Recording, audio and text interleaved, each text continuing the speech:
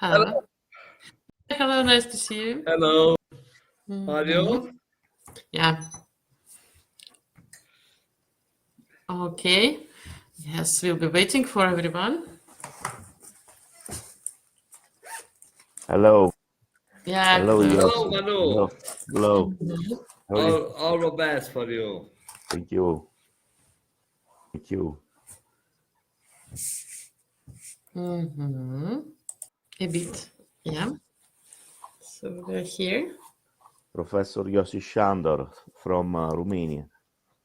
Okay. And Thank Professor you.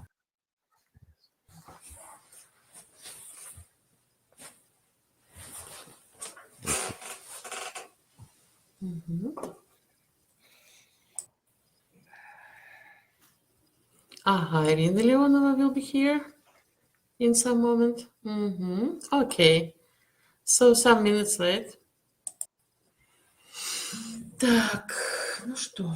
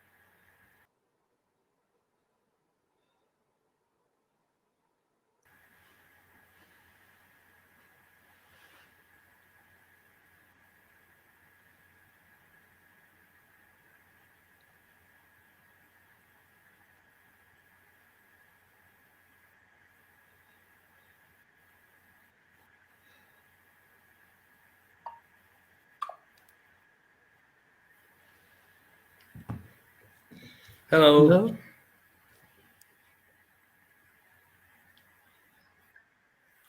Hello, I can hear you. Can you hear me? Hello. Okay, I'm fine. How are you? Hello. I'm sorry. Huh? Yeah. Fine, thank you. Just a Morning. Good morning.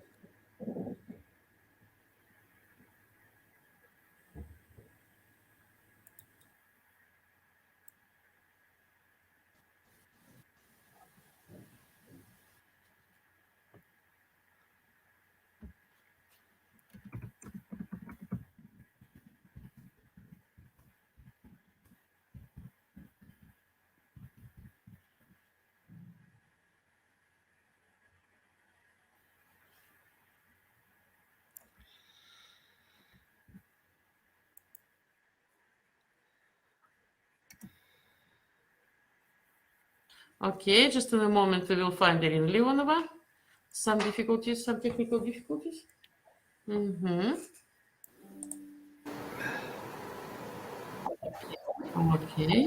and we will be our vice rector. Так.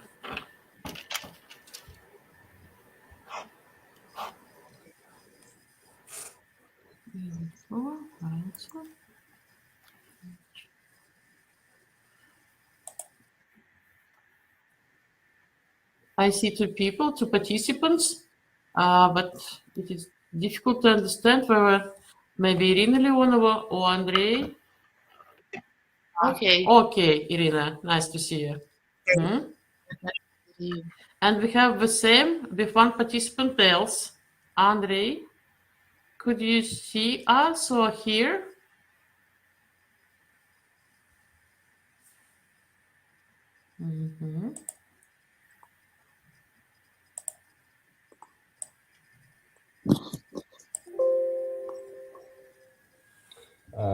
If possible, I would like to inform you that the Professoressa Scibinetti will come later. Yeah, okay. Thank you. Okay. Just, yes, in accordance with the program. Okay, let it be. Just, Alexander Vladimirovich Knязев. Yes. Okay, thank you. Just in a moment, we will be time to start.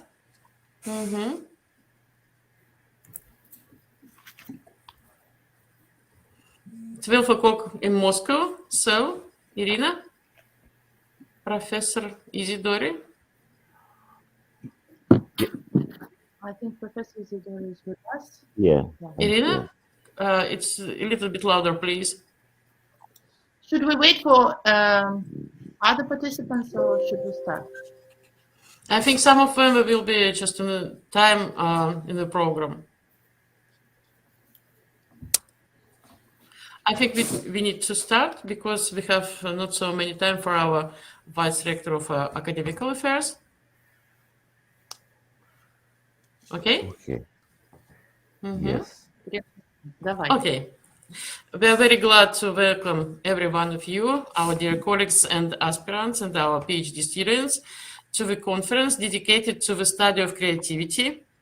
Our national research, Lobachevsky University, has won the competition of a strategic academic leadership program priority 2030.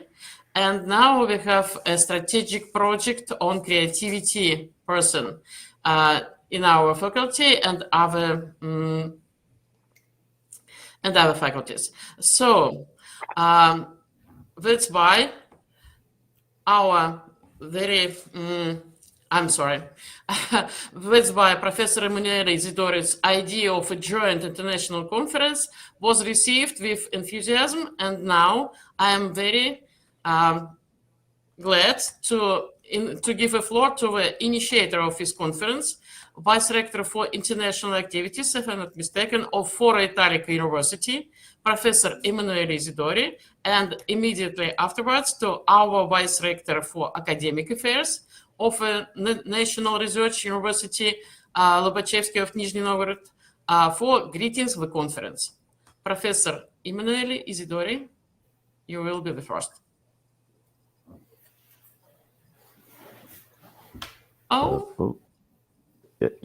Okay. Good morning. Hi, everybody. Can you hear me? Yes. Can you hear me? Yeah. Okay. Yeah. Really? Hi, everybody, dear colleagues and participants. It's a great pleasure and honor to participate today in the International Conference, Creative Person and the Development of Creativity, a Challenge for Contemporary Society. As Vice Rector of the University of Rome for Italico, Italy, the fourth state university in Italian capital, let me extend my warmest acknowledgements to the Rector of Lobachevsky University and my colleague, who is here today, and the conference organizers. We have been developing international collaboration with Lobachevsky State University of Nizhni Novgorod, the Russian Federation, for over 3 years. I believe this collaboration is giving its fruits from several points of view. We have created an international research group named IRGLE, International Research Group on E-Learning and Innovative Education, whose members are from several countries, Russian Federation, Italy, Romania, Spain, Latvia, Albania, Montenegro, Mexico, and we hope to extend the from other members from other countries. However, dealing with creativity, deepening this little conference, but so important, so relevant for contemporary human science, are fascinating and relevant in today's culture. The topic of creativity is of extreme relevance in current society. Creativity is the tendency to generate or recognize ideas, alternatives, or possibilities that may be useful in solving problems, communicating with others, and entertaining ourselves and others. There are three reasons people are motivated to be creative: the need for novel, varied and complex stimulation to communicate ideas, and values to solve problems. These are the main focus on which also I've seen the main topics of the paper presented today will be focused on. To be creative, you need to be able to view things in a new way or from a different perspective. Among other things, you need to be able to generate new possibilities or new alternatives. We know that there are specific tests. For example, I know it. We know it as a psychologist, as an educationist, and scholars in the field of human sciences.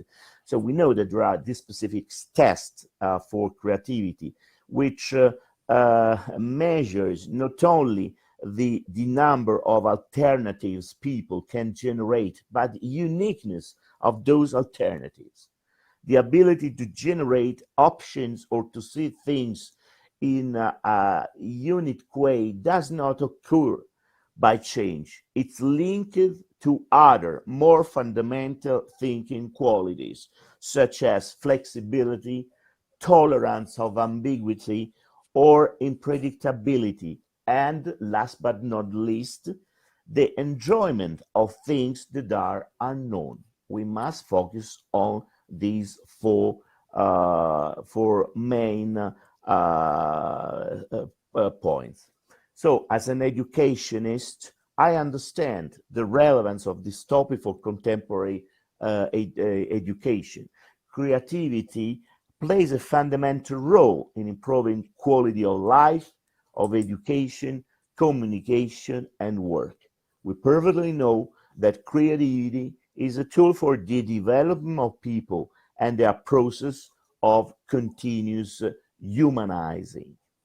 I don't want to take up any more of your time. We are eager to listen to our speakers and their reflections on creativity. And I would want, as I the paper of speakers today and of other participants who will not be online today will be published in an electronic book indexed in the primary scientific databases. So the main goal of this little conference is also to share our reflections on creativity and to spread the conclusion of our research. It's time to close. Then I give the floor to my colleague from Lobachevsky University, and after him we'll give the floor to the speakers. So to the organizing committee and the vice speakers, all my best wishes for the success of this little but relevant event for our culture and the international relation between our two universities. I mean, Foro Italico University and Lobachevsky University. For this reason, I wish all of the participants in the conference a fruitful work. Thank you and good wishes again. Thank you, Professor Isidori. And now I will give the floor to Professor Alexander Knyazhev, Vice Rector on Academical Affairs at Lobachevsky University. For greetings. Good morning, dear colleagues and friends. Buongiorno, cari colleghi e amici. Доброе утро, уважаемые коллеги и друзья. Good morning. On behalf of the university, I am glad to welcome the participants of the international conference Creative Person and the Development of Creativity, a Challenge of Contemporary Society. I am very pleased that despite the difficult political situation, the conference is being held jointly with the University of Rome for Italico. It's very important for us to maintain scientific contents and continue joint scientific research in various fields.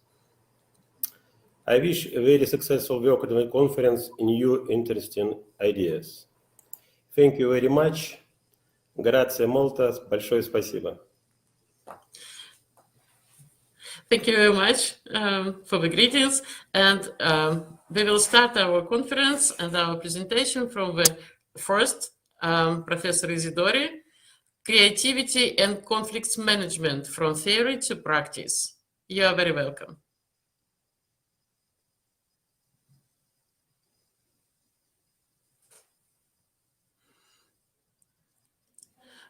Okay, just in a moment. And I will ask Margarita Fabricant to be ready after the Professor Isidori. Yes, because just our paper will conduct from two parts. And the first will present Margarita Fabricant. Professor Isidori, we're asking you now. Okay. Let it be a little bit later. Margarita Fabricant, are you ready just now, maybe? First of all, hello, everyone. I'll just need some time to, as usual, put some final touches to my presentation. So okay, let it be so. And now we will continue to ask Professor Isidori if he is here. Irina Leonova, maybe. Just some points. I'm trying to understand whether Professor Isidori will present his. Yes, I think so. Maybe he has some constraints with the technical. Yeah, okay. Just Professor Isidori, yes. Yes. Yes. Emanuele, Professor Isidori. Okay, perfect. We start. Yes, we start. Yes, with Professor Isidori. Yes, okay.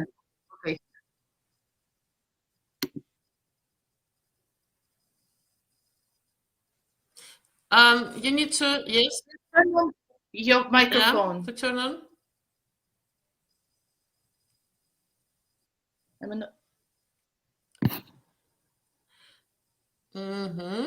Professor Isidori, you need to turn on the microphone. Just, okay. Okay. Some technical, yes, issues. Can you hear me now? Yeah, okay. Okay. See. Yes. Sorry for That's nice. Pro. Yes, it's okay. I hope to see what is stop.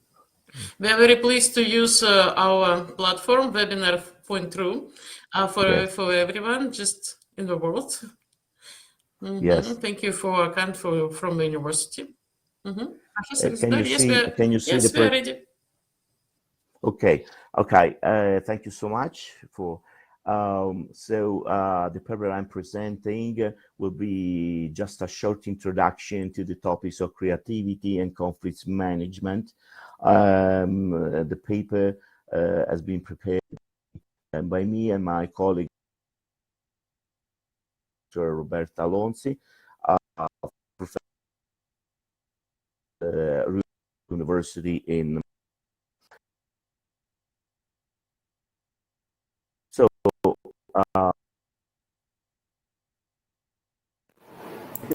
start saying that in our daily life,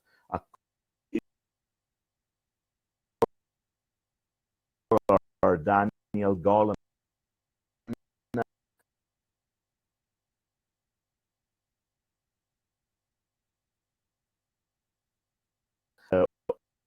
author of Practice Emotional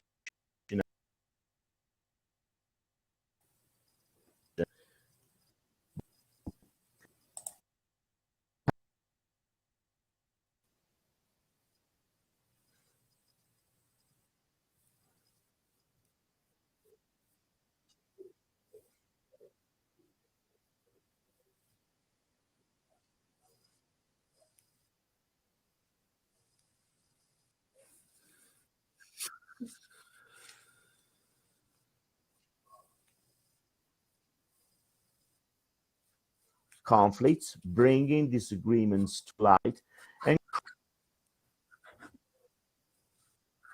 to look for ways to reach solutions that fully satisfy everyone involved. So for good conflict it would be to develop the following skills. First of all, interpreting signals. The ability to read the feelings of the opposition is critical to success. So this is what we can define the main hermeneutical human competence. That is to say, the capability and the ability to interpret and understand others. Secondly, agreements are emotional. We don't have to forget this. What matters is not what the words say, but what the parties involved think and feel. We can see this from the analysis of the conflicts happening in contemporary world, in society, in international diplomacy. And thirdly, the negotiation channels. Most of these negotiations channels are long-term, so issues simmer and emerge rarely, so slowly, not immediately. That's very important. To manage the conflict, we need time to take time. It takes time. It takes time to solve a conflict in a creative way. There are three types of negotiation channel strategies. A situation in which both parties achieve equitable success, and second negotiation channel is compromise, both parties give up something, and three, imposition, one party forces the other to the negotiation. And but not least, another channel, another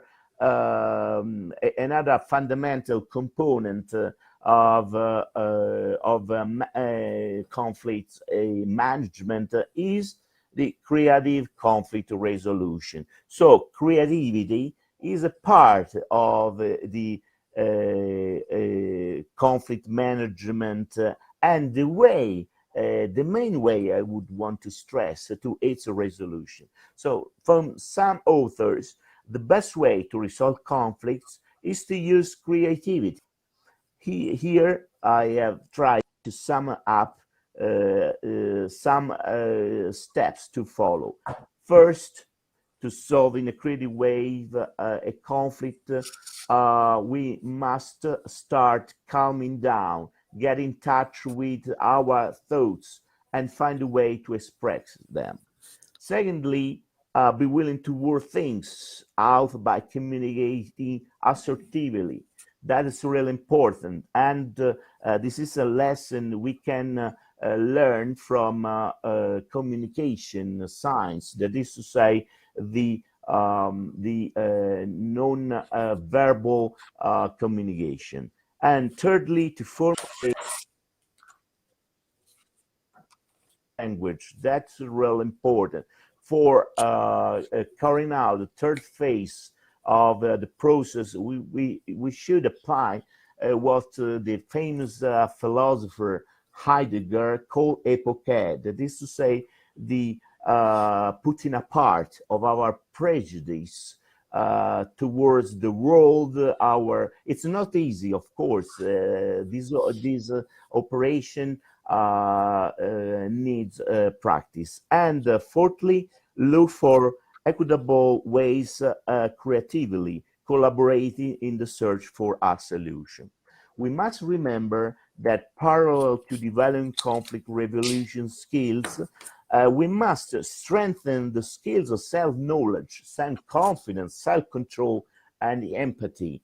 That's really important for be a creative person devoted to the conflict resolution. But what strategies should we use to resolve conflicts? Conflict mediation, of course, is one of the main strategy, but this mediation is more than a set of techniques. We sometimes the conflict mediation is presented in a manual, and summed up or summarized in steps or just simple techniques. No, this is a mistake to think of conflict mediation as something technical, as shown in most of the handbook I can see in bookstores or libraries. Conflict mediation is more than a set of techniques. It's a creative process of social change. Creativity is a phenomenon whereby something new and valuable is formed or added. Creativity comes from Latin term creo, which means to create, to make something new, starting from zero.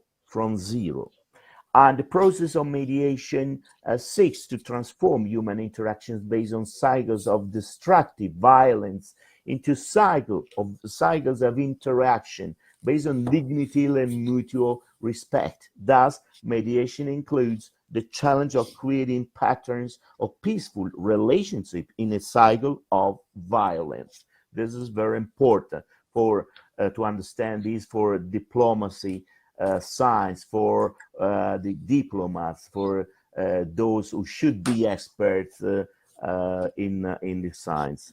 And mediation advocates believe that all humans have the innate wisdom and creative capacity to construct solutions. That's the starting point of an effective and creative mediation process. While the creative act is within our human potential, it requires transcending the parameters of what currently exists and has existed to move to a new paradigm. And for instance, imagination and creativity allow us to change our world and how we view things. They allow us to transcend an unwanted reality we're still living in it. And they allow us to remember that the future is not a slave to the past. If we are willing to take certain risks. In some relationships, violence is known, and peace is a mystery. Peace is a mystery. So using creativity in conflict resolution is the most complex part of the process of managing conflicts. It's reached after a long and sometimes painful path of introspection and analysis of reality. However, once the stage is overcome, space opens up for new ideas, and one can imagine a different context. That is why a large part of the conflict resolution process, whether it's the healing of any relationship or the construction of peace in every environment, must be first involve imagining, dreaming, and having the capacity to create new and better habits. To achieve patterns do we need to change to achieve a good outcome in our purpose, we will find that answer is complex, and we need the approach of critical complex, critical thought to the conflict resolution and managing. So, how do we get our creativity going?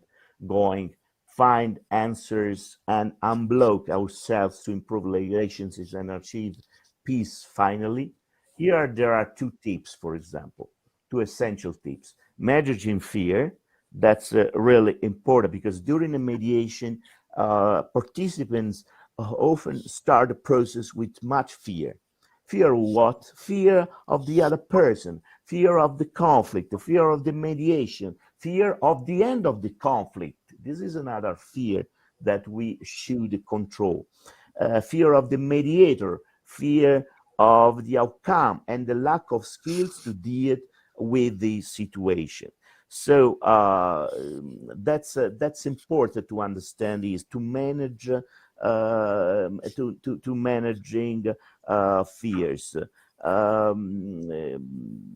That's important. How can we go beyond this managing fear? So, in my opinion, we can go beyond the managing fear by empathetic listening, complete listening, free of judgments, and full attention on an emotional, physical, and mental level, restoring dignity to individuals involved in the conflict.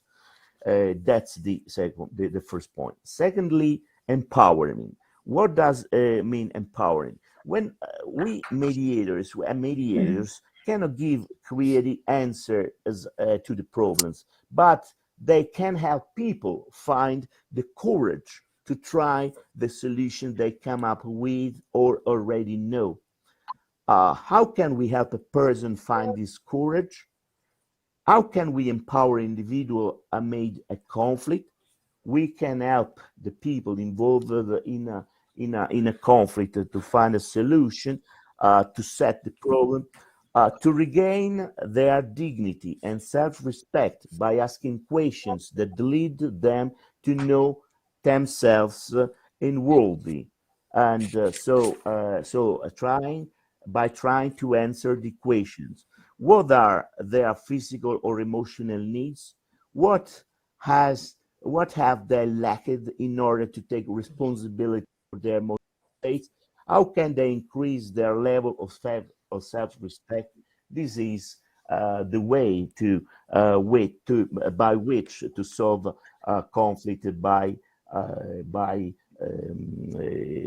empowering. So, in conclusion, there does not exist any science for conflicts resolution in a creative way. There is not any prefixed formula to solve them. What we can do is just to learn to manage conflicts in our life. Conflicts are part of our life and contributed to building our identity as person. We are, let me give this definition, homo confligens. That is to say, homo continuously fighting. This is the anthropology of the humankind, and we must accept that these conflicts are part of our identity, of our anthropology as human beings, as women and men. So only education and learning can help us to solve in a creative way conflicts and go beyond them. So, in my opinion, and I'm sure that in your opinions, we are all educationists who are from all the domains of human social sciences. teaching and learning are means for conflict resolution, are the only effective means. Think of intercultural education, whose principles are not applied. We can see here in contemporary conflicts. Students must learn to respect each other's opinions at a very early age in kindergarten, as for example. Students are tasked with keeping their frustration in check if they are not given their first choice. This happens also in our school, in our schools, in university, and so on. It's important to encourage students, our sons and daughters, our children, to voice their opinions and learn to bend or negotiate when the opinions are countered. And whether deciding who gets to use the markers first or which screenplay will be chosen for escort play persuades students to express their ideas, encourage their peers to challenge them. This is, in my opinion, and that of my colleague Roberta Alonsi, the only way to solve in a creative way any conflict. This is to say, by education, by teaching and learning, and we have a great responsibility in doing this. And Thank you very much. Yes, Irina Leonova. so Professor we have Isidori, I not have to one forget question. that conflict resolution is a Are life these lesson. competence you are So talking students have to about be conflict taught resolutions are that universal voicing their to the areas opinions you as well as mentioned? the negotiation and Business, compromise politics, are family life, indispensable or skills in the real there world, should be some whether in the distinction field of between the the arts and skills you are speaking humanities about. or the sphere of business and politics. Thank you for your attention.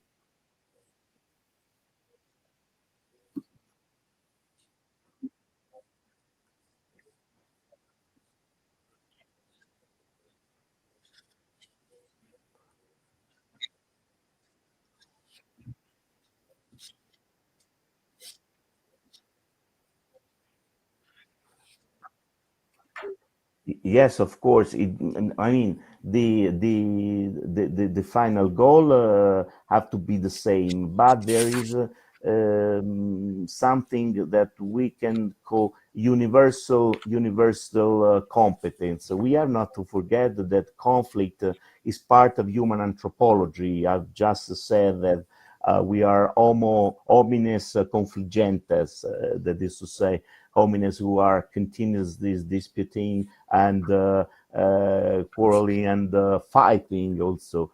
And so there is a universal way to solve conflicts. Of course, there one could find little specific differences according to the culture and the society the person lives in. But the way of solving conflict is comes from the from to say from the culture based on our belonging to the humankind. Thank you. I don't Thank know you if very much. And maybe last small question, Professor. What about creative people? Are they more, maybe they have the more level, more high level of conflictedness. What would you say? Mhm.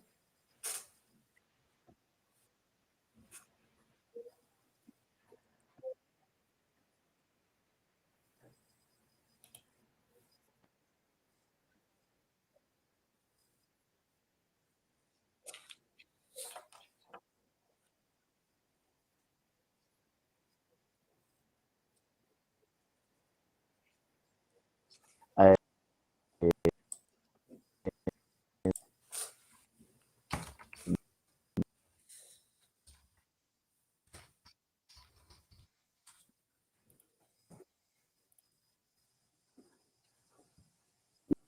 am more complex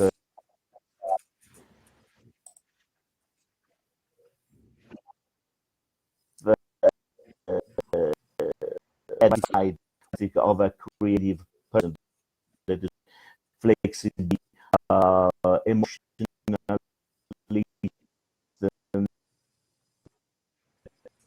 open to others. So capacity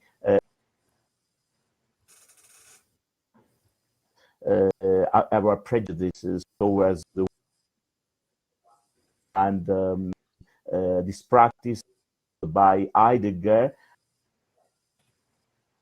is epoché. Epoché is a Greek term which means to spend, to take apart our prejudice to the world. Of course, any conflict, a way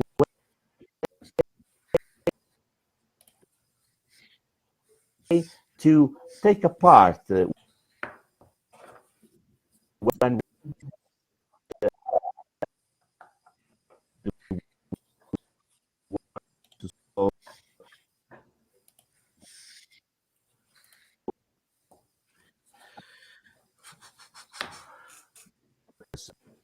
the only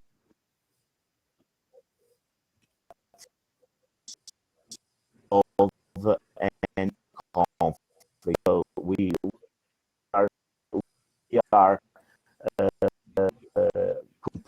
completely out from the resolution of any conflicts. We can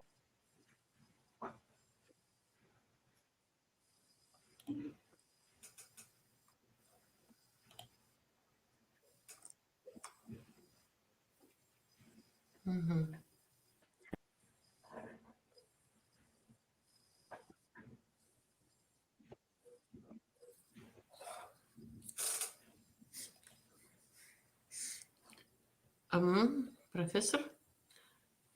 Yeah, okay, we have some difficulties, but now it's okay. Thank you very much for your answer. And now, thank you very much for your presentation and for your answers. And now I'm glad to announce our next participant, Margarita Fabrikant, Belarusian State University, associated professor, candidate both in social science in Russia and psychological science in Belarus. So it's very unusual for us. Thank you very much. Value of creativity and social trust in cross-cultural comparative perspective. Yes, we are ready to. Thank you. Thank you to everybody for arranging this great conference, because the rationale behind the topic of my research I'm presenting right now is exactly to what extent creative people can cooperate. Because, well, we know that creative people are exactly the opposite of people who follow the same rules and of people who think alike. And well, talented people are notorious for well, being rather difficult to cooperate with sometimes, and well, pleasant people and geniuses are, well, usually not the same people. So here, the question is whether creativity and the value placed on creativity in general leads to is related to high level of social trust. It's the people who are ready to cooperate with others, who trust others, including strangers. Are they going to value creativity more or less? And here, the first conceptual tool that comes to one's mind is obviously the late Ronald Englehart's theory of value modernization. Yes, so according to Englehart, basically a lot of good things just come together. Yes, so as society becomes more affluent, and importantly, as this affluence becomes more and more habitual, as so the perceived risks grow smaller, and people are no longer afraid of some new things. Yeah, new things no longer mean some disasters. New things, on the contrary, mean some improvements. As like new and innovative or attractive words. Yeah, they're among the words recommended to use in advertisements, for instance. And simultaneously, as new things are perceived as a source of improvement, inspiration of, well, new ideas changing something for the better, strangers are perceived not as some threats that can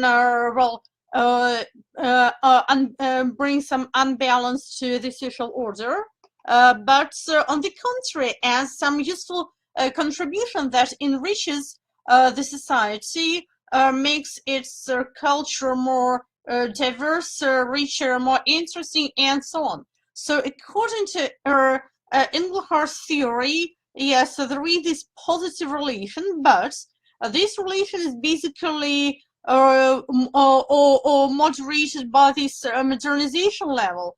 And my question was, well, is it so? Yeah, and aren't there any other causal effects? For example, well, people who are creative, they are probably also better at imagining some things that can go wrong. Yeah, all the various ways in which things can go wrong. And on the other hand, people usually mold, well, the notion of a person in general after themselves. So people who value creativity more might also be inclined to regard other people, all other conditions being equal, of course, as more creative and therefore more trustworthy.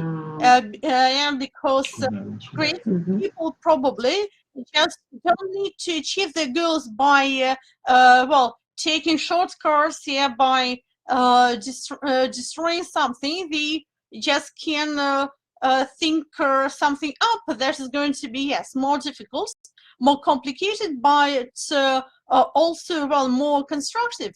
So these are some of the other effects. Hence my first hypothesis that, yeah, there is this relation, and yes, it's likely to be positive, but it's not all there in their economic modernization level. So yeah, there is this effect on creativity, but it's not all about it. And also, I believe that this modernization level, yes, it affects this relation.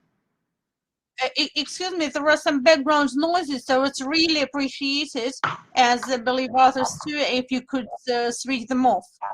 I'm moving to some rather deep grounds, so you might want to use some creativity by getting rid of some distractions.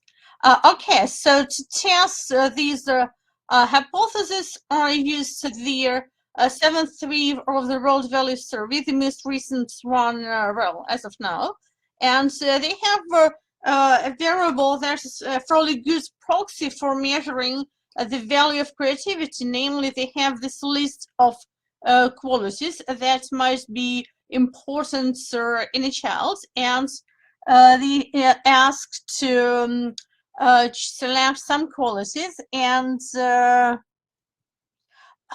they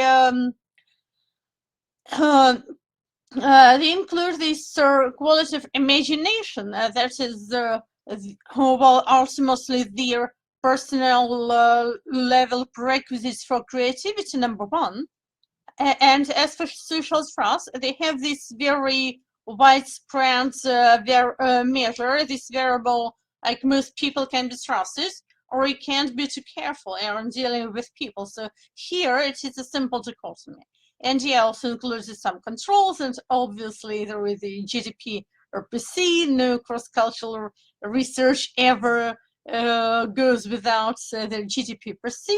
So here are some descriptives. Here we have this value of creativity by countries. What you can see is that, well, the variance is just huge. As just in some countries, the vast majority of respondents include imagination among the most important child qualities, while in other countries it's not so. What you probably can't see, because I have 62 countries here, is well, small print is which are some of these countries. It looks rather messy. Russia is somewhere in between. I'm really sorry Italy is not covered by these data sets. I hope it's included in the next World Value Survey. What is important here, not so much specific countries, is as this hypothesized relation. And yes, there is a correlation. It's about 0.37. So yeah, it's quite strong, but not super strong. So yes, it's not that exhaustive. And also you see there are some outliers. For example, I was quite impressed by the fact that Myanmar, which has, let's put it plainly, relatively low GDP per se compared to many countries here, is among the populations placing, well, the top value on creativity. So it's not all there in economic modernization level, although to a considerable and significant extent it is. And now let's have a look at the models. So the first model is these baseline models, and yes, here we see that yes, their GDP per se does have these significant positive effects on the value of creativity, but so do other things. And we see that even controls for their level of economic modernization, as well as some basic, socio-demographic parameters, you see that social trust does have a highly significant impact. And as hypothesized, this impact is positive. So what it means basically is that if we take countries with a compatible level of economic affluence, people who are more inclined to trust, well, just everybody, including strangers, not just somebody they know personally, are also going to place some more value on creativity. So okay, they maybe are not so creative themselves, we don't know, but the important thing is they are ready to encourage creativity in others and to support creative initiatives in society and their smaller communities. And two other models show some interaction effects. So here in the model 2, we see individual level interaction effects, and we see that these positive effects of social trust is somewhat slower in people with higher education. And moreover, in the model number 3, with these cross-level interaction effects, we see that these positive effects of social trust on the value of creativity is somewhat slower in more affluent, more economically modernized countries. So these effects becomes gradually blurred, and hence the conclusions. And yeah, the first hypothesis confirms that even where we cannot, more often than not, we cannot orchestrate economic modernization, but we can stimulate the value of creativity in other ways. And one of those is by encouraging social trust. And probably vice versa. I am aware of some possible endogeneity here. and as an economist present would be quick to point out. And also the interesting thing is that in more modernized societies, we don't have just high levels of both. Yes, we do. But in addition, we have a more complicated relationship between the two. So as a society becomes more affluent, it's increasingly difficult to encourage the value of creativity. There are more factors affecting us. So we'll need to be ahead of it with more research and more cooperation, including cross-cultural cooperation, such as we see here. And for today, that's all I have to show you in this regard. Thanks.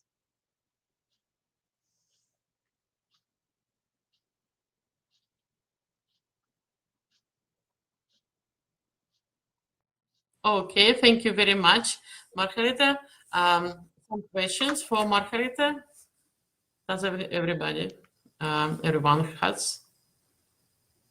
What about some questions? Yes, okay. Margarita, can you tell me what do you think about the level of value of creativity for our countries, for example? Do we need to make some maybe deals with highlighting it or no?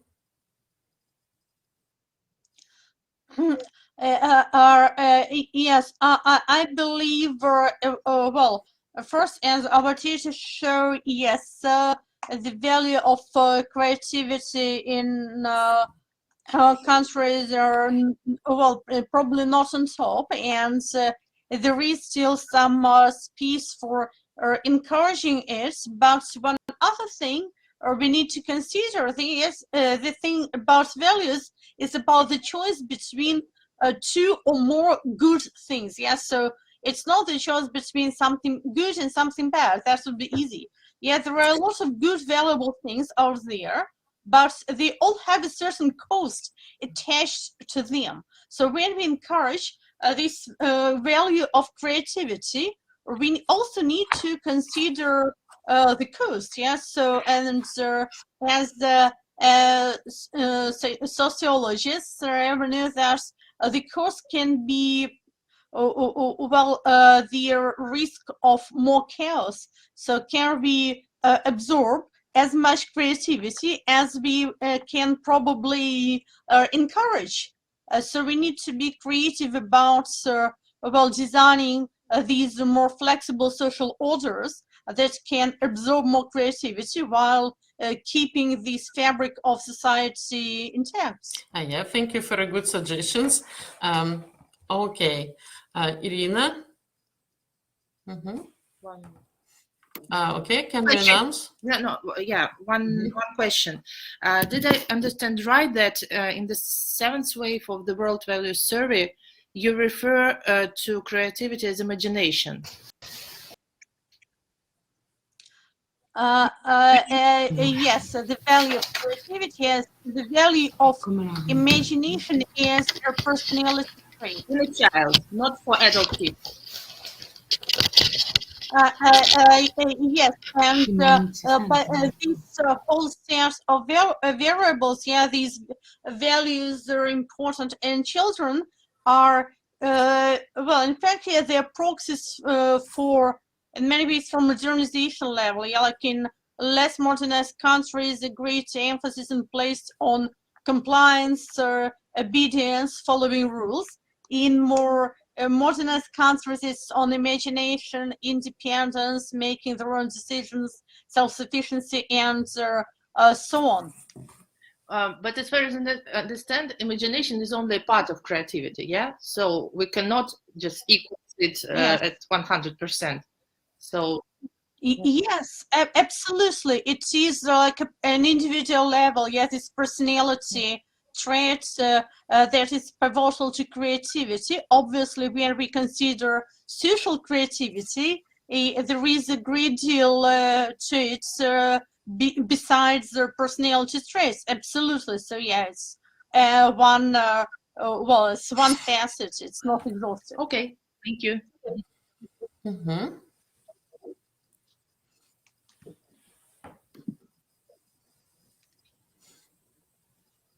So the next speaker, we can go to the next speaker, yeah, Irina? Yep. Yeah. Mhm. So we're happy to give the floor to Patrizia Scibinetti, scientific technician and scholar in motor creativity, University of Rome, Foro, Italico. Please, Patrizia, are you with us? Yeah. Yes.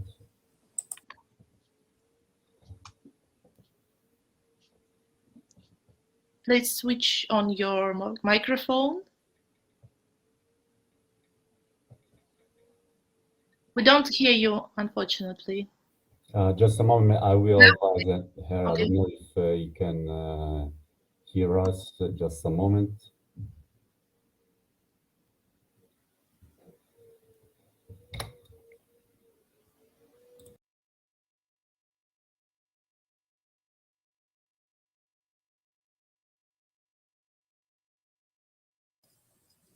Mhm. Yes, and I, as administrator, have to turn on my microphone. Mhm. Just a moment.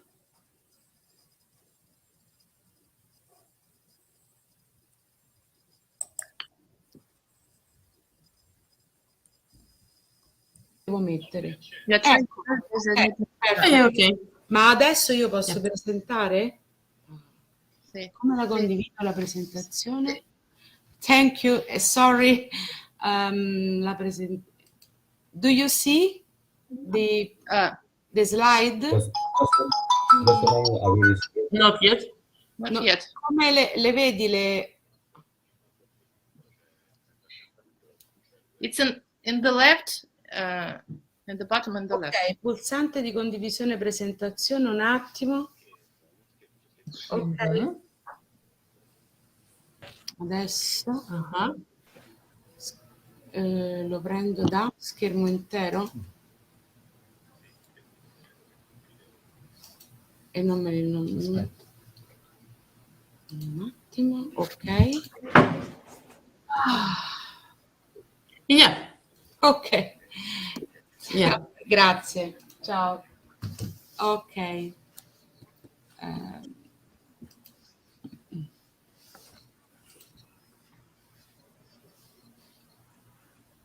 Okay. Yeah. Thank you. Nice. And sorry. Thank you for inviting me.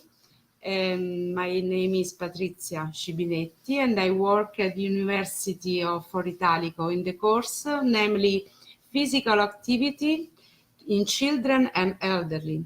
And my main interest is to study motor creativity. I apologize because at the end of a short presentation, I have to go to lesson, sorry. So, about creativity, we live in a world in constant motion where continuous changes are taking place at all levels. To adapt to these changes and solve the problems from daily difficulties to societal questions, creativity has been identified as one of the differentiating skills. Consequently, a growing number of scholars are studying this ability to identify the elements that support the realization of an individual's creative potential. For example, as you can see in the graph, creativity in education research show a significant increase in scientific production in recent years. In the last decade, motor creativity has received a meaningful attention with an extensive research starting from first, the role of the body and action in individual development through the lifespan, because not only moving is essential for health and increasing movement proficiency, but it can also alter cognitive, affective, social, and cultural aspects. And second, the holistic embodied approach to creativity, In this way, because perception, cognition, emotion, human relations, and behavior are grounded in our bodies, the embodied training creativity could be a way to enhance this ability. In other words, this means that through the development of motor creativity, it may be possible to enrich individual creative potential. Motor creativity is the ability to produce functional or expressive solutions to movement tasks that are novel, original, and pertinent. It is important to note that this ability can be improved from childhood to adulthood because at different levels and age we find ill structural problems to solve, starting from our daily difficulties. For example, for the elderly daily life, it is useful to know many ways to move, to stand up, to catch, to lift, by using different body parts in relation to changing environmental. A methodological approach to enhance motor creativity starts from the term enrichment.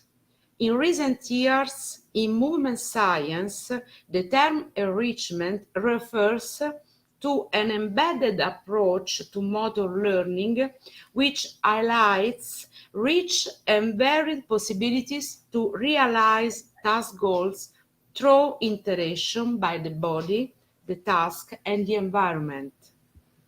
To introduce this new approach, we leave prescriptive learning methods to follow non-linear pedagogy approach. In fact, it is manipulating specific constraints and increasing freedom and improvisation that the individuals uncover novel and functional movement patterns. Non-linear pedagogy focuses on the interaction between the learner and the environment that constrains direction and founded on teaching strategies that use functional movement variability. Divergent discovery style seems to be an appropriate teaching style to drive individuals to discover multiple and unusual responses in a specific task. By using this style, teacher makes decisions, giving special attention to the task design to select the specific elements, sequence, and structure of the activity. Consequently, the primary role of the teacher is not that of an instructor, but rather that of a facilitator of the interaction of the learners with the environment through the manipulation of constraints. Very important, students learn to tolerate solutions presented by peers and take the risk of producing divergent responses. The concept of constraints refers to boundary conditions, limitation that apply restriction to the degree of freedom of a system. Starting from task or environmental constraints, individuals begin to explore original and pertinent solutions to a motor problem. As an example of task constraints regarding body awareness, constraining the part of the body that can touch the floor while moving leads individuals to search new locomotor solutions. And as an example of environmental constraints, we can use obstacles of different size, height, that may generate different affordances to produce original solutions. Furthermore, we can explore different solutions of movement by using an object in alternative and unusual way. Now, you can see two practical examples of motor creativity activities. The first activity, namely magnet, is an example of constraint-led approach to foster the search for original solution with a focus on cooperative creativity. The main goal of this activity is to explore different ways of moving, maintaining and changing the body parts in contact. At first, we introduce this activity in pair, moving only on the floor, and then in small groups where cooperative and creative solutions are more evident. The second activity, namely butterfly, is an example of environmental constraint in which, starting from the metaphorical imaging of the butterfly, individuals can explore different solutions to move a sheet of newspaper on the body parts. It is important to note that the sheet, like a butterfly, can move with care. In conclusion, having a creative attitude makes each one more adaptable to life's challenges.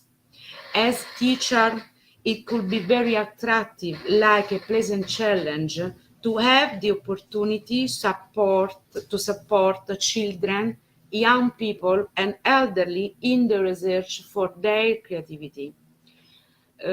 Finally, fostering creative potential through movement is a good way to try, because while our work is in constant motion, forcing our mind to find new ideas, our bodies often are silent. Thank you for your attention, and have a nice conference. I did the conference, unfortunately. Thank you very much, Patricia. Okay. Irina? I have a question, a short question. Do these, how to say, practices have been implemented in some of the maybe organizational environments that help to develop the creativity? Queste pratiche sono state implementate da qualche parte? Sì, Già. yes, in school environment, in university, and in elderly group, yes. Oh, Sì. that's very interesting. In this presentation, for the short time, there are only two examples, but there are three areas: awareness of body part with many activities, awareness of space, other activities, and relation with in group. And for this area, there are many activities, and we introduce these activities in the course in a university, but in school and in aging group. Okay, thank you. Very interesting. Thank you. A nice conference. Okay. Okay, thank you. Have a nice day. Okay. Now we can proceed, and we're happy to proceed also with the colleagues from University of Rome Foro Italico. This will be the presentation from Professor Lorenzo Cioni and Angela Magnanini. The topic of the presentation is creativity and innovative pedagogy. Yes, can I share the slides?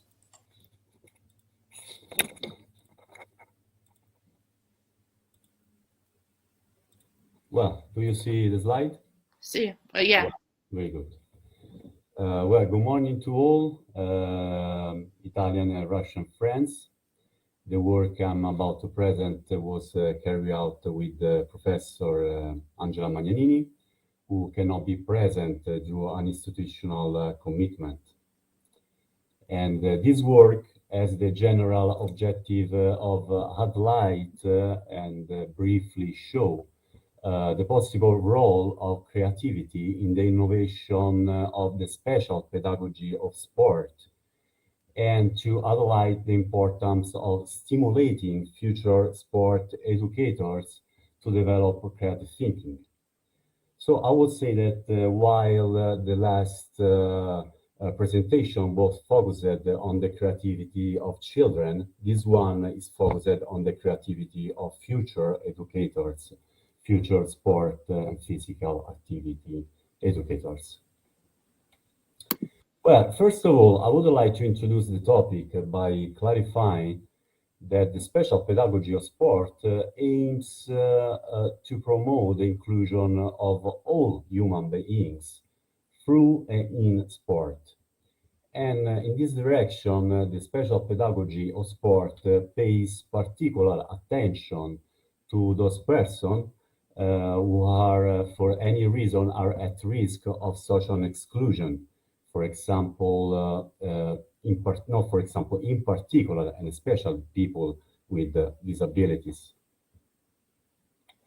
And in this regard, the United Nations Convention on the Rights of Persons with Disability has long established the right for this person to have equal opportunities of participation in all life contexts, including sporting context, as was clarified in particular by the Article 30.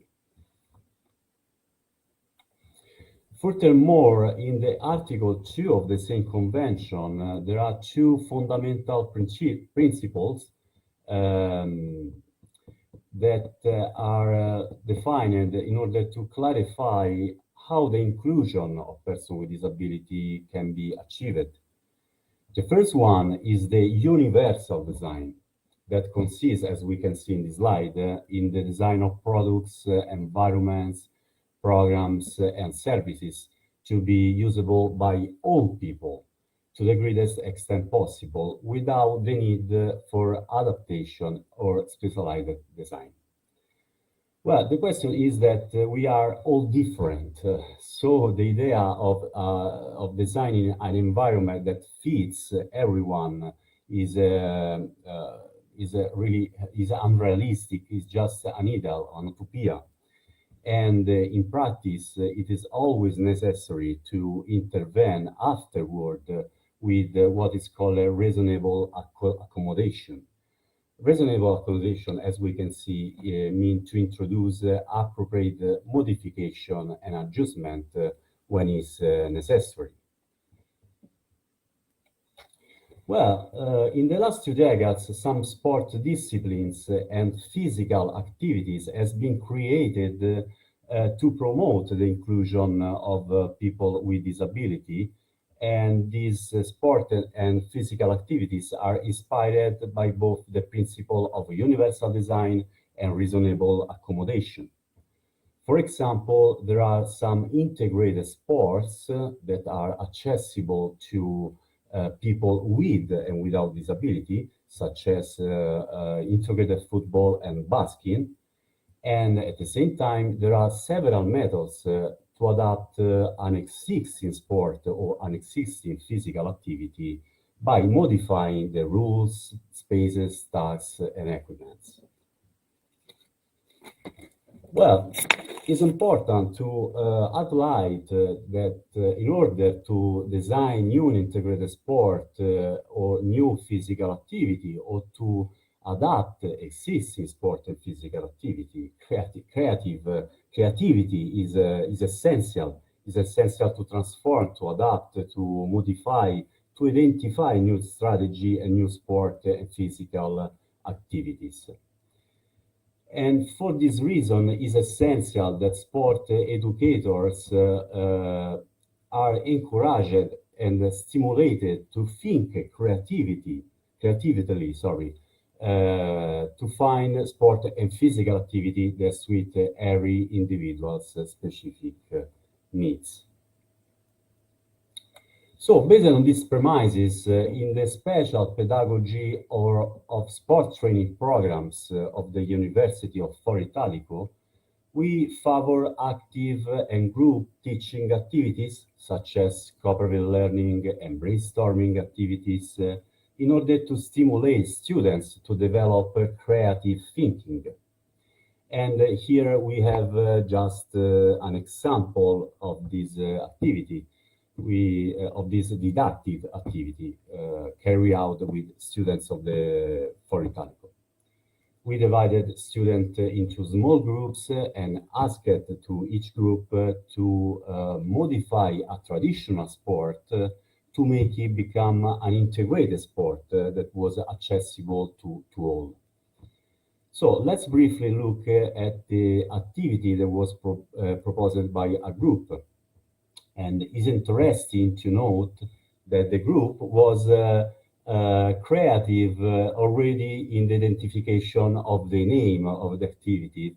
In fact, playing with the term volleyball, it was created the name volley all, that is very suggestive, very evocative of the idea of inclusion. The group also proposed some modification of the space, of the equipments, on the rules. For example, a lower net was introduced in the field that was usable only by people who don't have enough strength to hit the ball over the official net. And a lighter ball was introduced for the blind and the other types of disabilities. What about the rules? The ball must be passed to a person with a disability before it is sent into the opponent of court in order to promote cooperation between players with and without disability.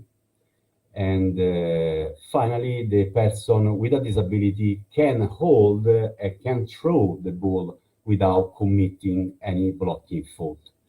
These are just example of the idea that were stimulated by this didactic activity. Well, I would like to conclude this short presentation by emphasizing that more creative educators and more creative sport educators are an asset and a resource for everyone, not just for people with disabilities. Indeed, as Martha Nussbaum states, disability is only one of the many characteristics that differentiate human beings. And at the same time, human beings are all different, and each of them has specific needs and specific educational needs. In this sense, educators capable of using creativity to meet the special needs of people with disability are more in general, or become more in general, educators more capable of meeting everyone's needs. And that's all. Thank you very much for your attention.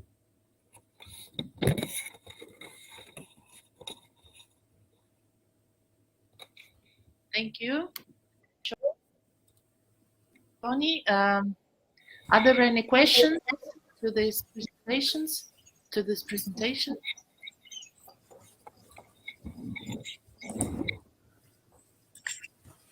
Okay, thank you. Thank you. Thank you very much. Thank you. Thank you.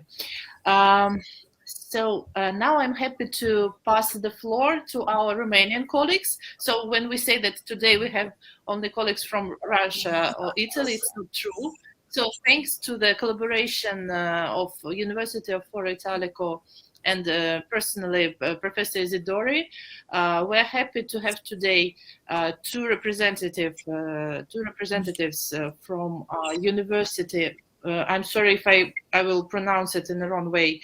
Babeș-Bolyai University from Romania, So the first presentation will be done by Maria Sofia Bayas, and on the topic of applying physical therapy teaching methods in motor learning process for children with special educational needs. Boccia spot case. Please, the floor is yours. Hello, everybody. I hope you can hear me. Yeah. Just a second, please.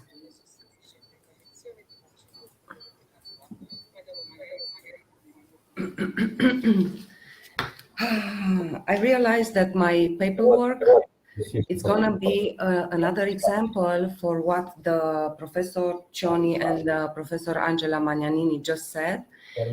See, it's a brief presentation about how we adapted a sport for children with disability needs. I'm going to share my screen. Just a second. While you're sharing, just Professor Cioni to switch off the phone, the microphone. Thank you. I'm sorry.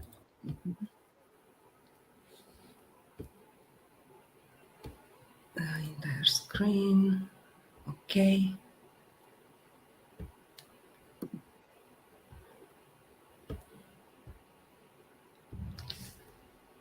I don't know if you can see it. Share.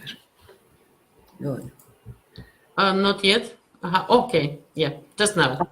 Thank you. Good. So the presentation, we apply in physical therapy teaching methods, boccia as a sport for children with disabilities. Boccia, it's not a regular sport practice in Romania. So we thought about something that could help developing everything that acquires movement learning for children with disabilities, because I'm a physiotherapist in a special school in Cluj County in Transylvania. And this is why I like to share with you. This presentation contains boccia adapted games, some information, the method used to teach boccia to special education need children, the results that we observed during 9 years of practicing boccia, and the conclusions. So our purpose was to transform traditional learning and teaching methods that cannot be applied for children with special needs because of their cognitive neuromotor deficiencies. The educational process has to be simplified and the learning units has to be adaptive. Creativity in teaching and applying proper methods are considered to be the key of success in physical therapy teaching for these children with multiple disabilities. In order to achieve optimal results, children with special education needs have to learn the segment of motor action one by one, so that they could develop and practice independent movement as a functional or pleasant activity. This is why we introduce boccia sports in physiotherapy session as a different teaching method of this motor learning and to develop motor abilities for social integration. A brief presentation for sports for children with special needs. Practicing sports for these children, it's a therapeutic method of physical development and a way of social inclusion. Creativity in teaching and applying is a challenge for every teacher and a physical therapist. Performance requires specific movement that stimulates and improves conditional aspects for sports practice. Sports practice and sport competition offer an opportunity for increased self-esteem, teamwork, and social integration. And to fulfill this necessity, we had to adapt an easy sport that could be practiced by the children for the special schools in our county. So this is why we introduced boccia games in a special schools sport competition calendar of Cluj County. Research from all over the world said that boccia has many benefits. It's easy to organize and it's accessible to any individuals. It's a recreational form of therapy. It provides a mechanism of control, accomplishment, and identity, and it allows people with significant functional limitation to improve their affected or weakened muscles and motor controls. We use some teaching methods like usage-dependent motor learning, instructive motor learning, reinforcement motor learning, and sensorio-motor adaptation. We had to adapt all about boccia, that it's regularly played for these children with special education needs. And we adapt the field, we adapt the balls, like they are playing with steel boccia balls. If they have enough power to lift a steel ball, or if they don't, if they are spastic or they have any kind of motor disabilities, they can use balls made of plastic, which are on the same or regular size like a bocce classic ball. The rules were adapted as well. 3 individual throws. So we don't play in teams, one team against the other. We just throw 3 individual throws, and the best one, which is the one who's closer to the jack ball, it's considered the winning one. Just to include as many children as possible in this competition, we made 3 different categories of players, differenced by gender and age. Children with physical disabilities or psychological disorders, or children that are in need of social assistance from special schools, either from regular schools, were included in this competition. So we try to do everything just to show everybody that children with special education needs are no different from the children without any deficiencies from the normal children. So this is why during the 9 years of playing this boccia, we step by step introduced in this game even children from regular schools that are suffering from motor disabilities only. Briefly, as I told you, it all starts with an idea. These are some pictures from those 9 years of bocce competition. We played in Central Park. We played in sports based here. We play in schools. We played on school arena, on the county arena. During the pandemic, we didn't stop. We applied all the rules and play together. And the children are very, very happy for this. Being a physiotherapist, I assumed and I wanted to reach some goals, units of motor learning for all kind of disability that the children from our school has. So the goals for cerebral palsy children is to develop range of movement, muscle flexibilities, education of movement consciousness. For the children with motor disabilities, we want to develop through bocce coordination, autonomy in basic posture, muscle strength, and gait transfer in walking. Behavioral disorders, we wanted to develop either the range of movement, attention, coordination, motor ability, muscle flexibility.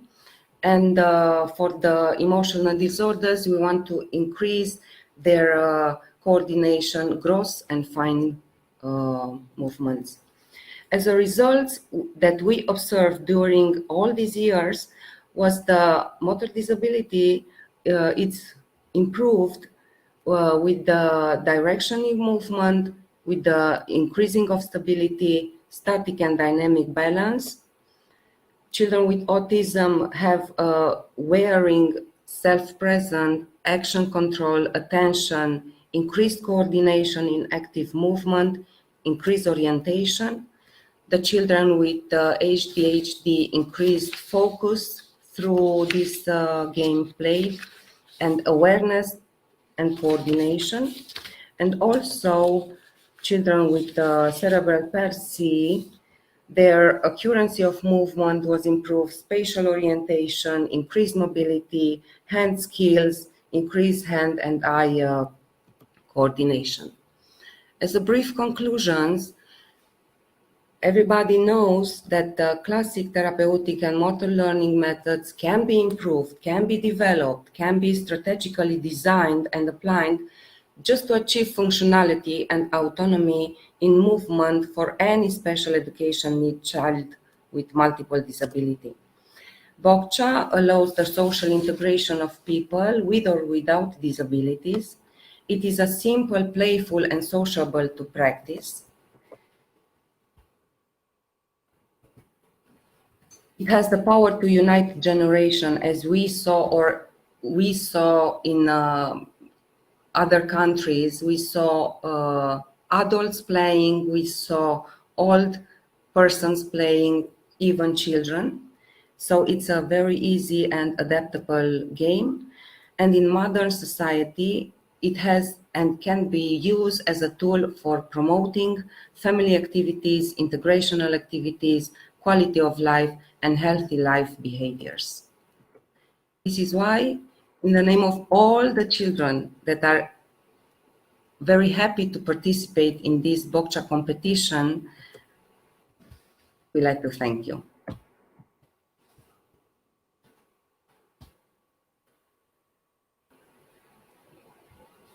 Thank you. Thank you very much. Very interesting presentation. Are there any questions to this topic, to this very interesting Bokcha case? Okay. I think that we will have chance to also to read your article in the book that Professor Isidori was speaking about. And thank you very much once again. Thank you. Now we're happy to pass the floor to the last presenter in this first part of our conference, Dr. Valeria Dimaryova, candidate of Psychological Sciences, head of Cyber Psychology Laboratory at Lobachevsky University. And the title of the presentation is Presentation of SSDD Dataset, Experience and Perspectives. Please, Valeria. Me, and can you see my presentation? Yes, we see it. Okay. Hello, everyone. I'm really happy to participate in this conference. The talks are really interesting, and I would like to tell you a few words about what we are currently doing in our cyber psychology lab. And the title is a presentation of subjective sleepiness subjective sleepiness dataset, experience and perspectives. This project is funded by Russian Scientific Foundation, and the name of the project is a heart rate sleepiness detector. And I would like to tell you a few words about challenges that we faced to, and how we got our first data, and what results we currently have. So nowadays, big data analysis is becoming more and more popular, and not less popular is building some and creating some models to predict human reactions, human conditions in different contexts. And given this fact, the question about how to get scientific data of high quality really rises. And I can see that, for example, in psychology, we can see the shift of paradigm. Previously, it was like a golden standard that if your sample is at least 30 people, it is okay for a good publication. But nowadays, we see that more and more papers, scientific research are conducted with more and more samples, bigger and bigger ones. And so we can see that a new paradigm, a new criteria arises, the more, the better. Of course, fundamental research will further follow that golden standard about at least 30 people, but the interdisciplinary research that are highly practically oriented, they of course will follow the second rule, the more the better. And so nowadays it is really relevant to build some models to predict human reactions, human conditions, for example, in the context of driving a car. And of course, in this situation, it would be preferable that we would be able to detect some psychophysiological data decently. And that's why heart rate is really of interest. And based on that, we would be able to detect some dangerous conditions in real time. And of course, to make these predictions, these models of high quality, we need to get a lot of data. So last year in 2022, our lab faced really a challenge. We tried to organize a mass psychophysiological research on this the project that I mentioned, and we had to involve at least 2,207 participants that would agree to wear a heart rate belt from evening till morning and to pass a survey. So that's what we had to do. And the first challenge for us was how to make a survey, because it should be easy to use, it should be comfortable for our participants, and so on.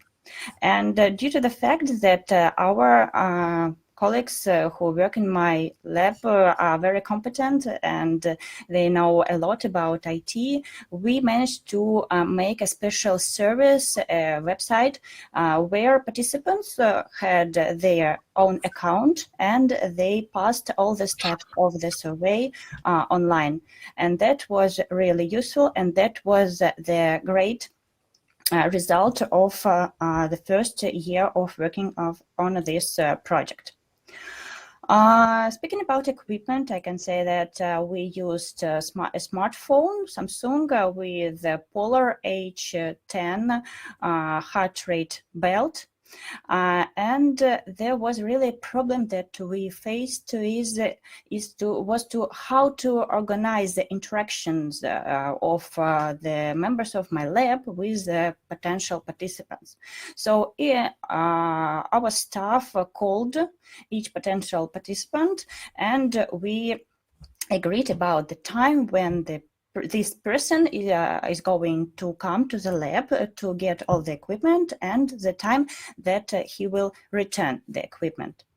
And we were very worried about the fact that, of course, we think that all the people are kind and honest, but we gave to people that we don't know a smartphone and a heart rate belt sensor that costs really not so a lot. And that's why we decided to use a Family Link application from Google to use the options of parent control, and that gave us the possibility to control all the things that our participants made with our equipment, and we could also see the place or GPS location of the equipment that we give to our participant. Another challenge for us was the human factor. Of course, when we work with people, we can't get rid of it. And of course, we called everyone. People agreed that yes, we will come, but very frequently it was so that they did not come. Some people called us in advance and said that they have some plans changement, and so they will not come. But some of our participants just did not come and didn't pick up the phone when we called them. And for the future, of course, it's good experience for us. And now we know that if we organize such a mass research with people, we should do the process of preliminary application when they fill in the Google form that they are going to come and they want to participate in our experiment. We should make it a bit more complicated in order to get rid of the people that are not so much interested in it and who would further possibly not come to our lab. So it is also a very valuable experience for us. And so, speaking about subjective sleepiness dynamics dataset, we already have the preliminary results, and we have one paper under revision. And that study was devoted to analyzing the dynamics of consistency and correlation of two subjective sleepiness dynamics scales. Nowadays, there are two highly used scales. They are Karolinska sleepiness scale and Stanford sleepiness scale. And we wanted to see what is the difference in these scales. Of course, we predicted that they should be highly correlated, but we wanted to see maybe some factors would affect differently these two scales. And the results of that stage of our project revealed that sleepiness generally, of course, increases from evening till night, and we got that it was maximal in early morning. Early morning meant 6 hours, so 6 hours was really hard for our participants, and they felt really sleepy at this time of the day. Also, we got some differences as we wanted to see between two scales of sleepiness assessment. So Stanford sleepiness scale score appeared to be more sensitive to some factors, for example, to the presence of sleep disorder problems. But Karolinska sleepiness scale showed a generally more even distribution than Stanford sleepiness scale. Of course, we got much more results, but I decided not to give such detailed information within this talk. We hope that our paper will appear in the nearest future, and if you are interested, you would be able to see all the results of the first stage of that project. So that is what I wanted to tell you. We really had that year a new experience for us. We had a lot of challenges, and I think that we successfully went through it, and we got really good results for the future. Thank you very much. Thank you very much, Valeria. Some questions to Valeria Dimaryova, the head of our cyberpsychology laboratory, for the results, or maybe for some other materials, or... Okay, thank you very much. And I need to conclude the first part of our conference. Let us express our deep gratitude to all the speakers for your interesting presentation and very deep answers of our questions. We have approached some different aspects of the study of creativity, and they were presented. I can resume the broad understanding and interdisciplinary approaches creativity as imagination in one hand, and then second hand, the motor creativity, conflictogenicity of creativity, as well as some managerial aspects of creativity development, and, for example, development of creativity for different spheres of our life and for different age categories. We will anticipate further papers and presentations by our colleagues and our gratitude students in the next part of our conference. We will have a break now, as written in the program, until 12 p.m. and in Rome, and I'm so sorry, 12:50 p.m. In Rome, and in Moscow time 2:15. Irina, maybe some headings? No, I agree. Okay. Yes. See you in the next part. Yes, see you in the next part. Okay. Thank you.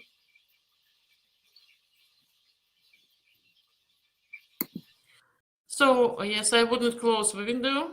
We will be here, but yes, see you after the break.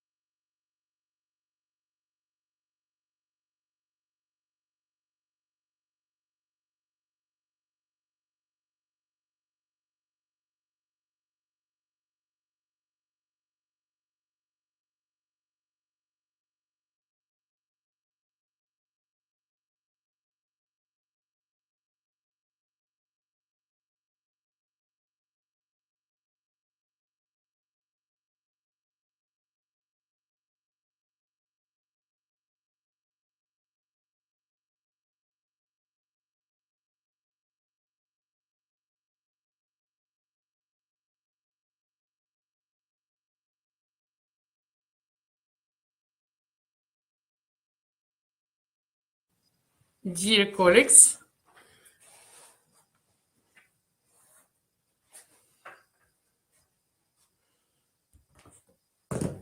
Irina. Maxim, you are ready? That's okay. Yes, it's in some. Yes, in maybe in minutes. We will start our second part.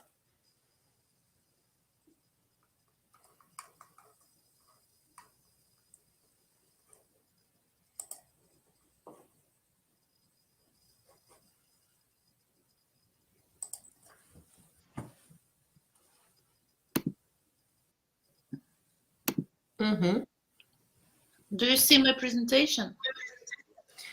Not yet, but you are trying to share the screen on the main screen. And what about the presentation? Maybe in a minute. I see my presentation on the desktop, but You need to choose the window in the screen. So you use the button share the screen, да? И потом ты выбираешь окно. я нажимаю share screen. И выбрать окно. Потому что пока черный экран. Тогда выбираем Microsoft PowerPoint. Дело в том, что он у меня почему-то не хочет. Вот, да, он показывает, что ты выходишь на большой экран. И все, да? Да, черный экран.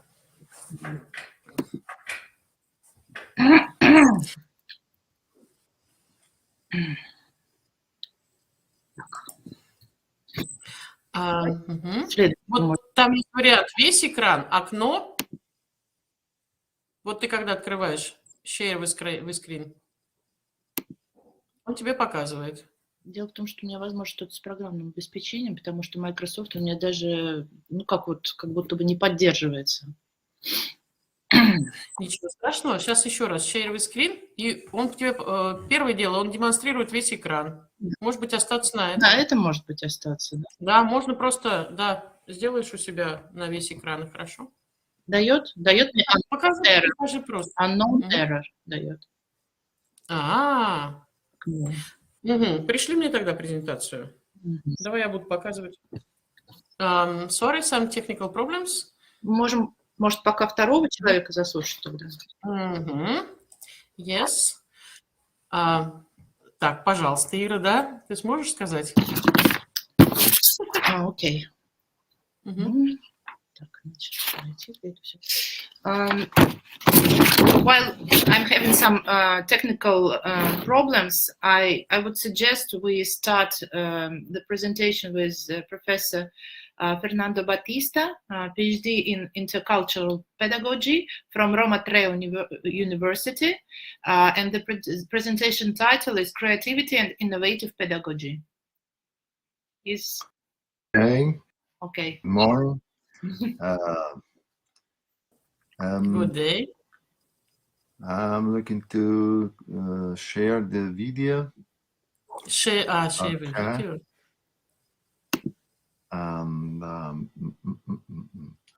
Wait a moment, please. Okay. I organize myself. But right now.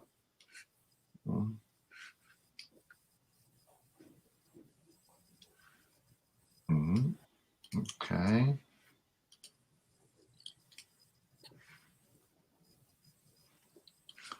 Okay.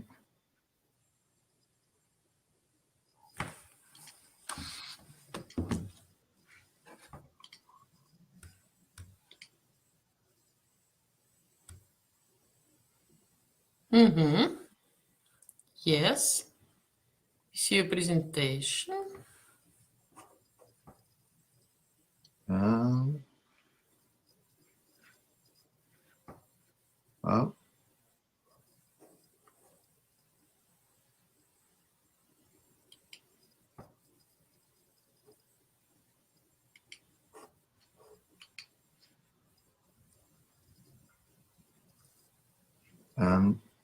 No. Are you okay? You need to start the presentation, yeah? Yeah?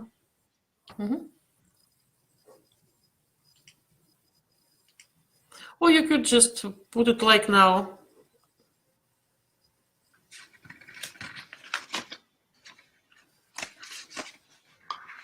I stop and I go again. Mm-hmm.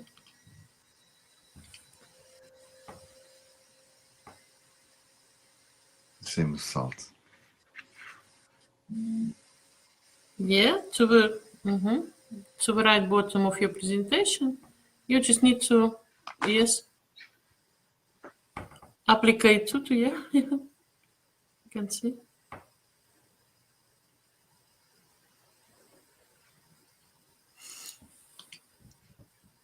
But Or just use the F5 maybe.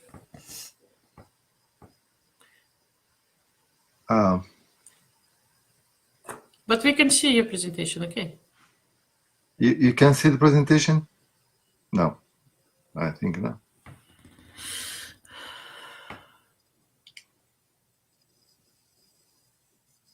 Oh. At the moment, I will try to help Fernando to solve the problem. Are you okay? Thank you. Mm-hmm. Oh, Lorenzo, dimmi. Sì. Aspetta, non ti sento, dimmi. Devo...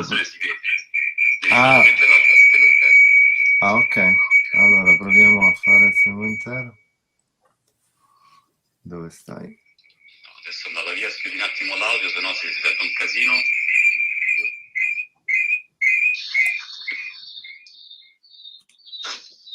L'audio era chiuso. Ok. Fernando, in basso a sinistra c'hai tutti i pulsanti che ti No, ma è quello che sto usando, è solo che quando... Schiudi un attimo l'audio, ecco, perfetto, così è perfetto, ciao. Ah, perfetto, io non la vedo però, ok. I can see the presentation, but I think you can see it. Yes, yes, we see it. Okay, good. Right now, yes, it's the main screen, thank you. Okay, I'm glad to stay with you in this conference. And so my work concern creativity in art and transformative educational elements. And good. Paulo Freire said that education cannot fail to be ideological. It cannot fail to have a vision of the world, of the society to be built. But what kind of society do you have in mind? What school vision do you want to achieve?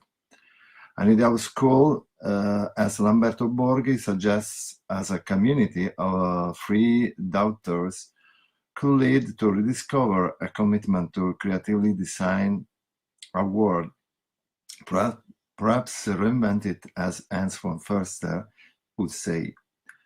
The school, for the most part, referred to a fragmentary and reductive transmission of knowledge, dividing the body from the mind, rationality from the emotional or sensory aspect. And Morin himself writes in this regard that they touch us starting from elementary school to isolate objects from their habitat, to separate disciplines rather than to recognize their solidarity, to distinguish problem instead of teaching, to integrate and to connect, to separate what is connected, to eliminate everything that brings disorder or contradiction in our intellect. A model far from John Dewey's pedagogical activism, an active didactic model that considers all the aspects characterizing the human being, cognitive, emotional, and bodily, renewing that unity between mind and body, which is the only resource of social harmony and individual happiness. To overturn this modus operandi, it is essential to invest in the construction of an educational process that forms a critical and democratic spirit, which cannot continue to be nourished only by knowledge linked to abstract thought. to the cognitive aspect, that is the top of the hierarchy of knowledge, to the detriment of equality, important aspects such as the emotional and physical ones. A cultural perspective that still binds various schools and universities to conceive educational project linked to a paradigm of separation between body and mind.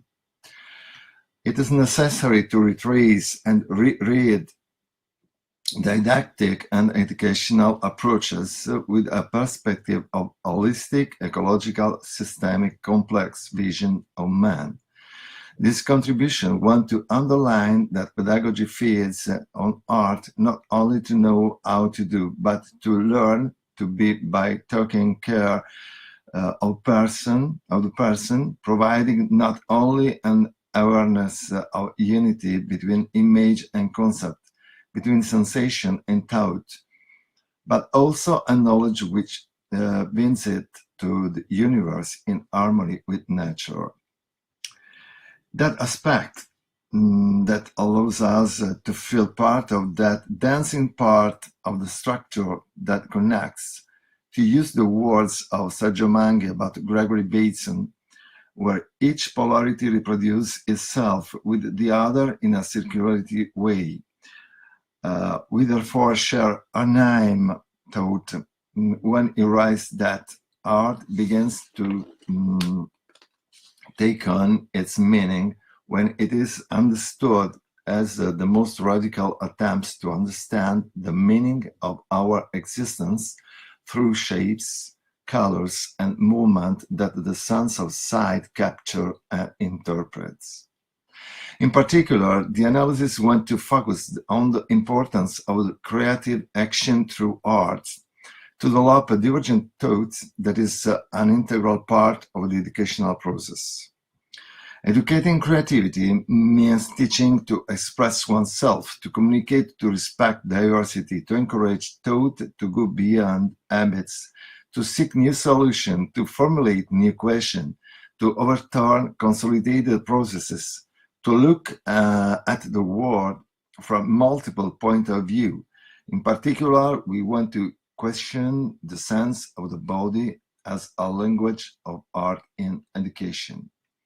In this regard, Barnard, McKinley, and Powell write that as a practice, the arts exist on the border among performative bodies, bodies of knowledge, and bodies of culture. A body is therefore considered as a mediator for intersubjective relationship, and in the educational field, it becomes necessary to create an adequate space where it is possible to promote an embodied educational relationship, a space that is still not so much considered, in which the educational intervention is enriched not only with minds, but with body thinking, as suggested by Burkett, which can define their identity in a collective dimension, a common ground where, as Isidori suggests, one can start building a life project including one's own corporeity. A body therefore practiced as a transmission of knowledge, putting the subject back at the center, no longer as an individualism by its own, but opened to perspectives of exchange and knowledge oriented towards new vision and an essential part of educational process. Fabio Dovigo writes about art. It is something done with the body, not with the mind, which doesn't mean generalized instinctivity, but to enter in that embodied dimension of body and mind.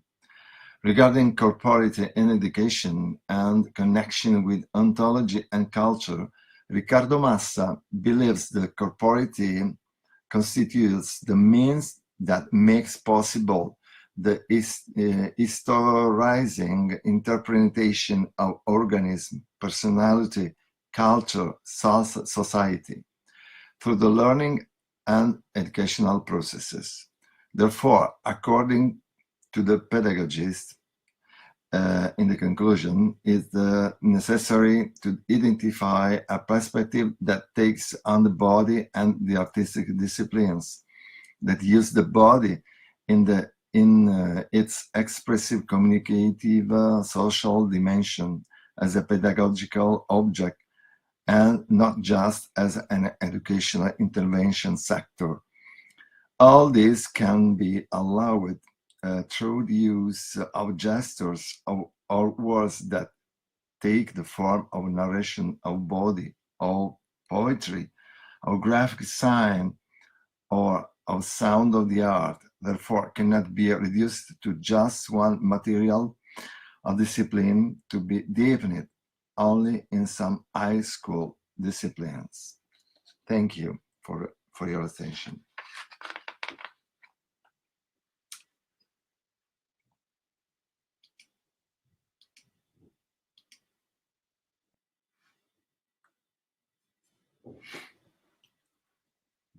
Irina, we don't hear you.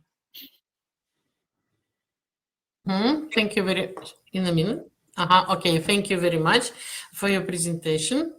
Maybe some questions to Professor Fernando Batista.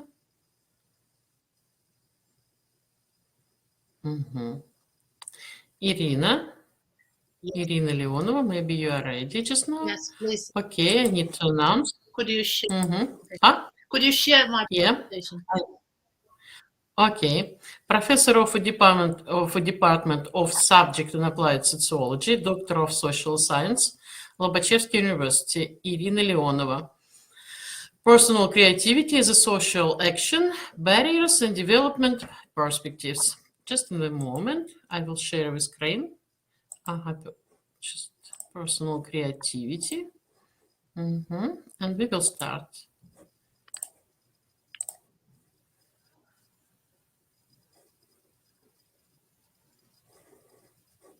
Strange. Just a moment.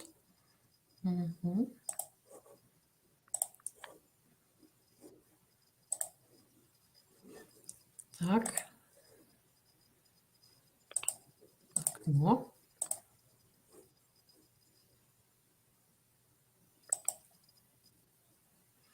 I'm sorry. Irina, do you? Yes. I think that everybody... Не получается, да? Ага. Ну, можно... Turn on camera. I'm not sure. Yeah. What about turn on the camera?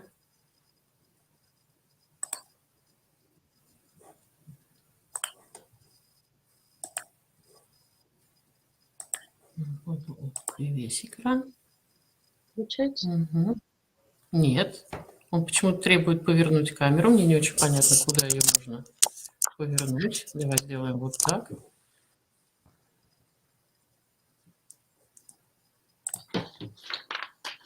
Сейчас, момент.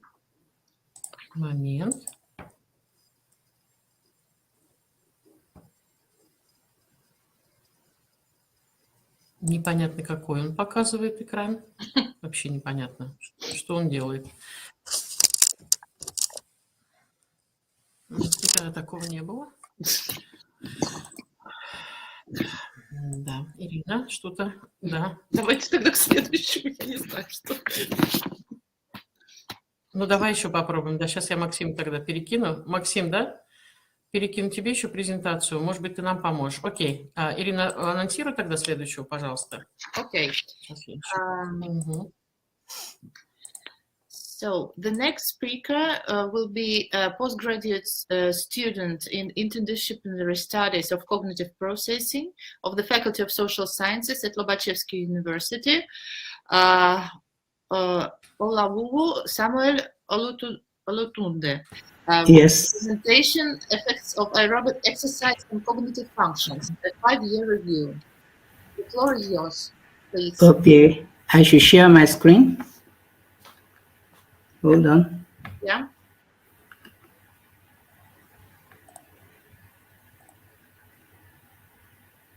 Not yet. Not yet.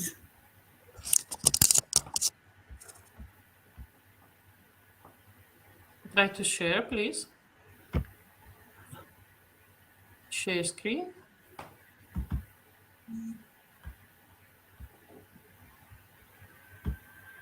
In the second part of our conference, we're experiencing problems in sharing presentations. I don't know why. Yeah, okay, maybe. Mm-hmm. Yes.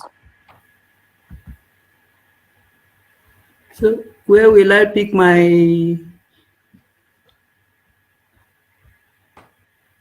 Mm-hmm. The same, yes, the same problem. Yes, I'm experiencing the same.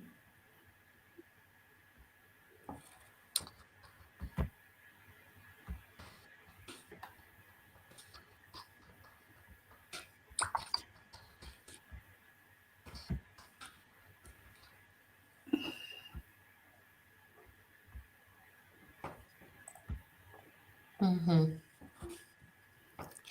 A bit strange. Can I ask? Максим, покажи, пожалуйста. Ну да, файлы. Не могу сказать. Сейчас, секундочку. Максим, покажи, пожалуйста, презентацию, я прислала. It's not showing my desktop. That's the problem. No, couldn't. Файлы, сейчас, секунду. Угу.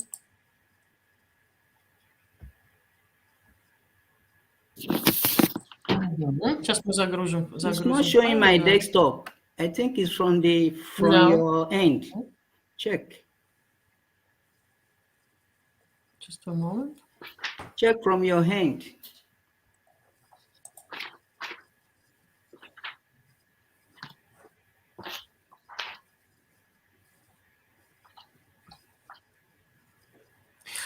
Please upload your.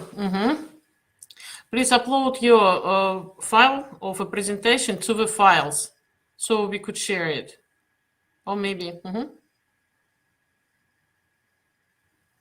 Thank you to Margarita Fabricant. Yeah, it's a good solution. Okay. Okay, I should send it to Irina. Yeah, okay. Can I send it to Irina email? Yeah, okay. I will find, and maybe just we will return to Irina Leonova presentation. Okay. Maxim, thank you very much. If now Irina, we are happy. would you be ready? Yeah. Okay. Yeah. Okay. You can start. This is a presentation about personal creativity as a social action, barriers, and development perspectives.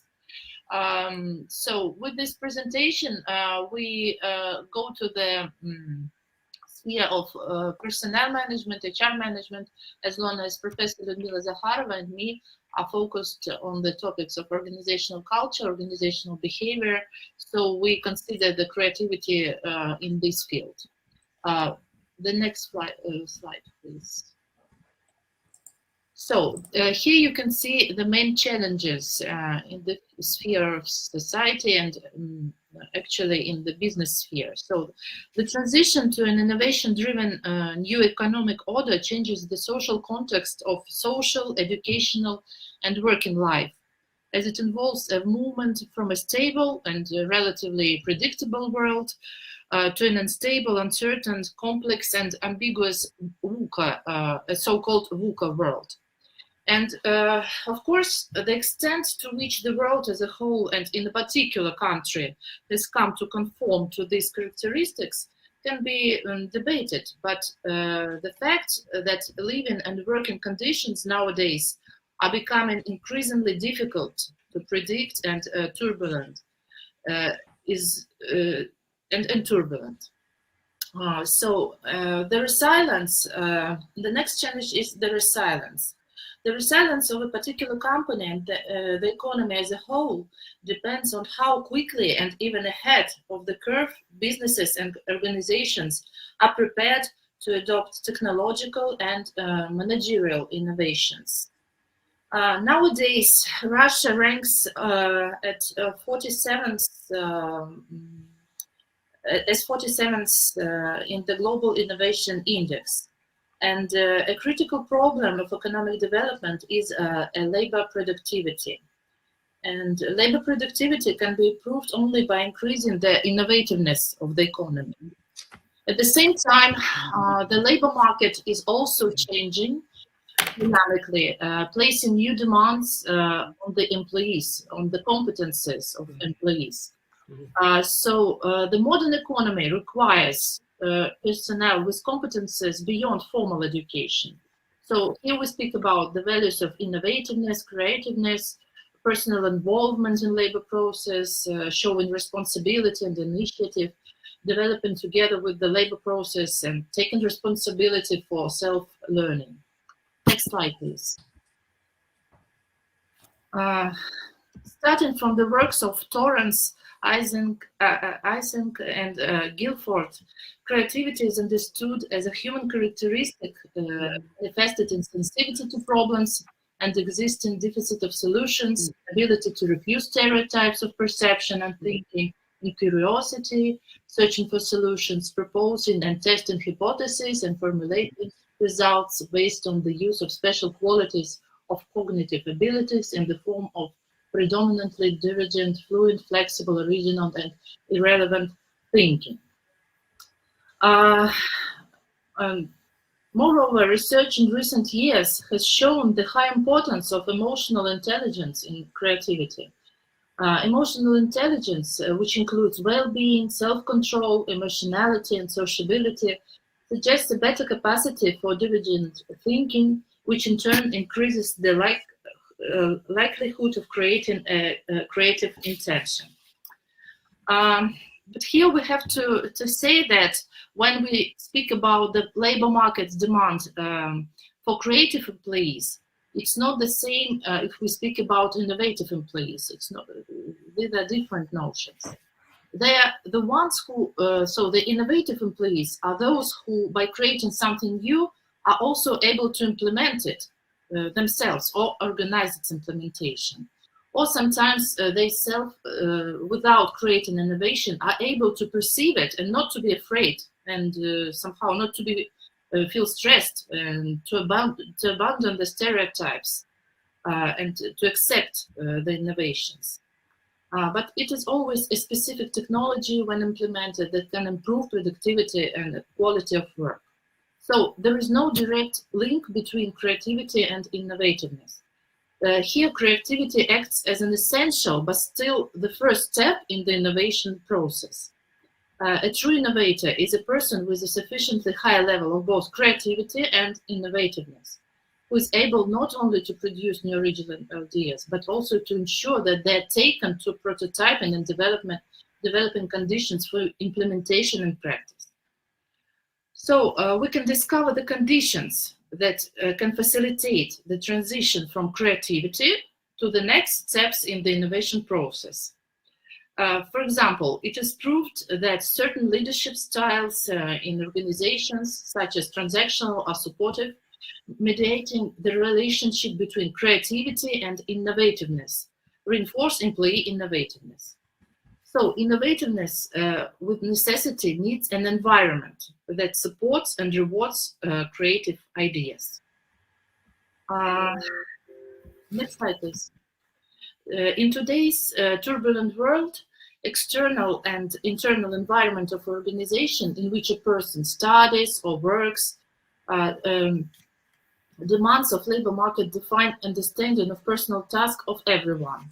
To find oneself. What about the next slide? This one. Maxim? This Could one. you see Okay, it? yeah, this one. On the main screen? No, the previous one. This one, yeah. To find oneself in VUCA world as a person and as a professional. So the relevant question for everyone nowadays is whether and if so, and under what conditions, and by what means can one's personal creativity be developed. So the aim of our theoretical study that had been carried out is to uncover the possibilities and limitations in the development of personal creativity and to predict on the basis the propensity of individuals to engage in innovative activities. Next slide, please. So numerous studies of creativity show its process, like formation, development, extinction, variability of scenarios, as well as its dependence on social conditions and the subject's own position. So these facts point to the interactive nature of the process of its development. So therefore, it seems reasonable to consider personal creativity as a social action on the basis of Parsons' theory. Here is this scheme that we have developed. This scheme shows a theoretical model of systemic determination of personal creativity at the levels of society culture, then context culture, personality, and organism. And personal conservatism as an alternative to creativity is also considered. And we considered that this approach is consistent not only with Parsons' theory, but also with the classical principle of psychology formulated by Rubinstein about the mediation of external factors by internal ones, and with the ideas of modern European psychology about the necessity to study personality in external contexts. So the context of social culture, family structure, organizational culture of school, university, and a place of work seem to be the most significant for creativity development, according to us. So considering creativity as a social action needs an analysis of values that are predictors of behavior. So just I will try to summarize each level of this model briefly. So the first level is level of culture. We will speak about the situation in Russia. So we will give the characteristics to the society level of Russian culture. The value specifics of the level of culture of contemporary Russian society consists in the unconditional dominance of the values of security, relationship, and stability. For example, according to the Russian Public Opinion Research Center that has carried out the survey in September 2020, the most important values were security for 90%, financial situation 74%, health 94%, and family relations. And the unconditional importance of creative self-realization in and out of work was recognized by 31% of respondents. So it's not clear in which area creative self-actualization is manifested, and the surveys actually do not specify it. However, in earlier age-specific studies, there has been identified a small value consensus. This means that the general value trends are not unifying, and there are some differences. And this is especially true for such values as openness to change or preservation, directly related to the creativity of potential and actual staff as a part of the society. So these findings are important for understanding the value heterogeneity of Russian society. Value diversity is a prerequisite for its innovative socio-economic development. According also to the World Values Survey, from 72 to 76% of Russians, regardless of age, are positive about increasing role of emerging technologies in their lives. However, these positive attitudes towards innovation largely reflect consumer motivation, as people do want new medicine, new technology and infrastructure in their places of residence. But own involvement in innovation is practically another matter entirely. So a large proportion of both managers and employees and corporations do not trust actually the adoption of digital technologies in day-to-day operations. And so a serious cultural fact inhibiting creativity and innovation is the mental orientation of Russians to the past rather than to the future. And current research in European countries confirms the evidence of the influence of culture on innovation. So the culture of contemporary Russian society as a whole is based on values that rather inhibit innovative development and are not conducive to the development of manifestation of mass creativity. The next level is the level of family. The family is, of course, the most culturally specific, but every family has its own peculiarities of being, including the family determinants of creativity, like its barriers and opportunities. So, and actually the family is the first social context for the child. Here, an open question remains the involvement of the family in the child's choice of the field of application and development of their general and creative abilities, which they find by engaging in many activities with varying degrees of success. Is this broad choice given to them by their parents? Or do parents decide what is more useful or prestigious for their child to do? Or maybe this choice is passed on the shoulders of the school vocational guidance specialist when the child, having been uncontrollably on social networks for a long time, has chosen an idol among the numerous popular bloggers, influencers, and will try to emulate him or her. So a significant resource of the family way of life is intra-family relations in this regard, and the psychological climate in the family.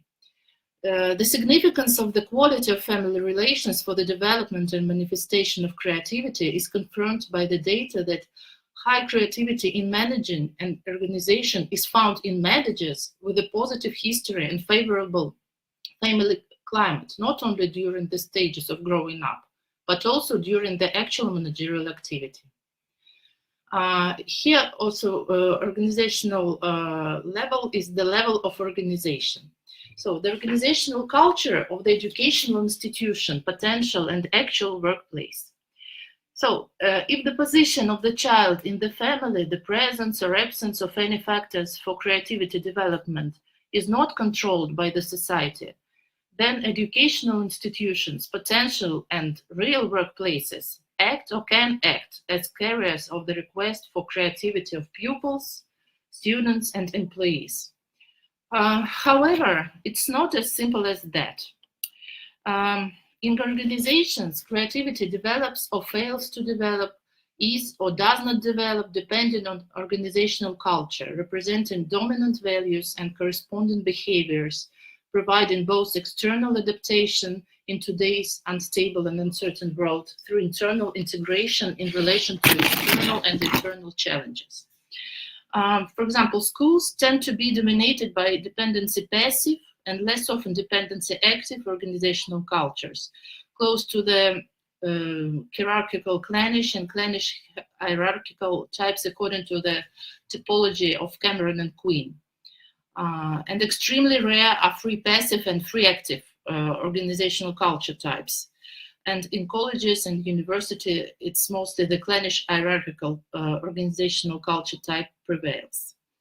As for the companies, the organizational organizational culture of the majority of the Russian companies, since the administrative command model of economy belongs to the hierarchical and bureaucratic clannish type.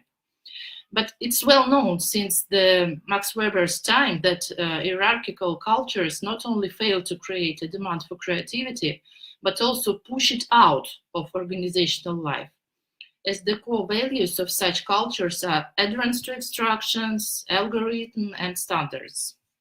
So management attempts to innovate in such cultures. And these attempts lead to high psychological costs for staff, causing like states of psychological distress, feelings of deteriorating health by experiencing high level of stress. So understanding the difficulties and even impossibility of creativity development in such organizational conditions, management not only in Russia but also in the world is looking for ways to overcome the organizational and cultural barriers.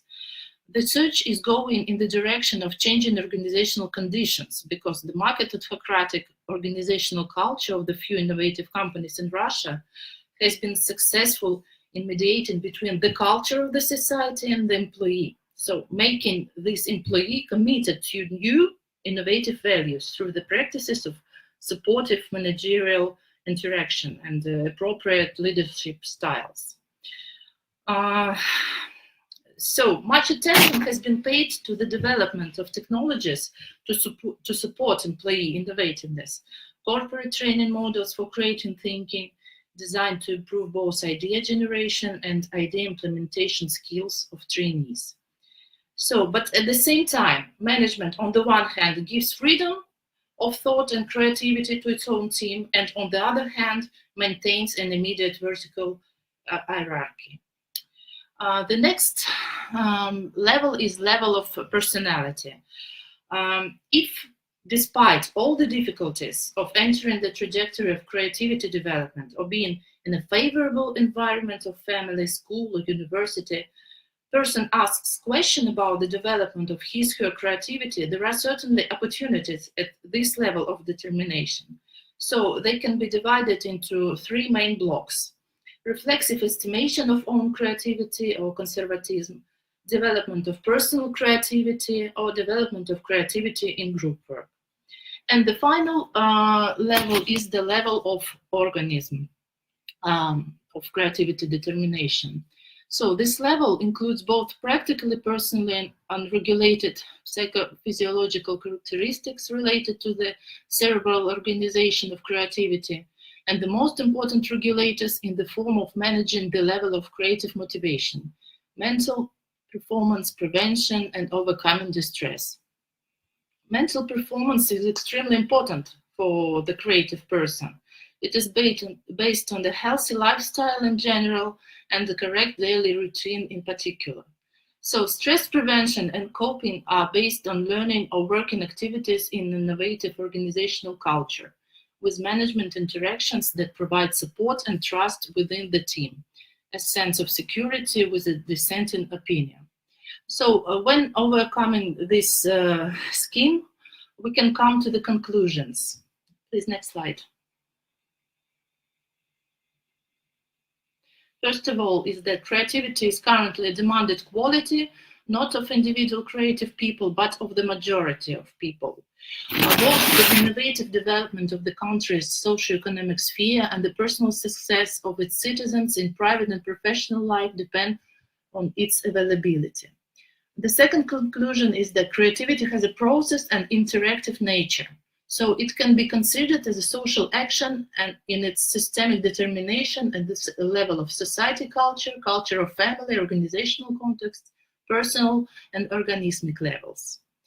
The development of personal creativity implies a reflexive revision of possibilities and limitations of its formation, received on the way of life in the form of values and habitual behavior patterns, learned in family and educational institutions, and rejection of those stereotypes of thinking and acting that have lost their expediency in modern conditions. Next slide, please. Irina, thank you very much. Okay. Two more conclusions. We use this social action scheme also not to only to analyze, but also to inhibit, also to develop the creativity. So it will be the part of our future empiric study. So now the most important was to discover the levels, and then I hope that for the next conference we will be able to present also the empirical results to this regard. Okay, thank you so much. Thank you, Irina. And I have a question. What about the creativity as a product, not only as a competence and process? As a product. What do you mean by as a product? Productivity. So do you mean the creativity not only as a process or a competence, as a creative product, for example? To produce not only the process, but as a result, to have a creative product. We were studying such an aspect. Yeah. Well, we didn't actually cover this aspect because we speak, as I have already said, we speak about mainly about the HR management and personnel management. So the idea is not everybody. But the aspect of productivity, yes, is very important for HR study for sure. But okay, thank you very much. Okay. Okay, and our next speaker, Samuel. So you find your file. Thank you very much. You can start. Just a moment, I will announce.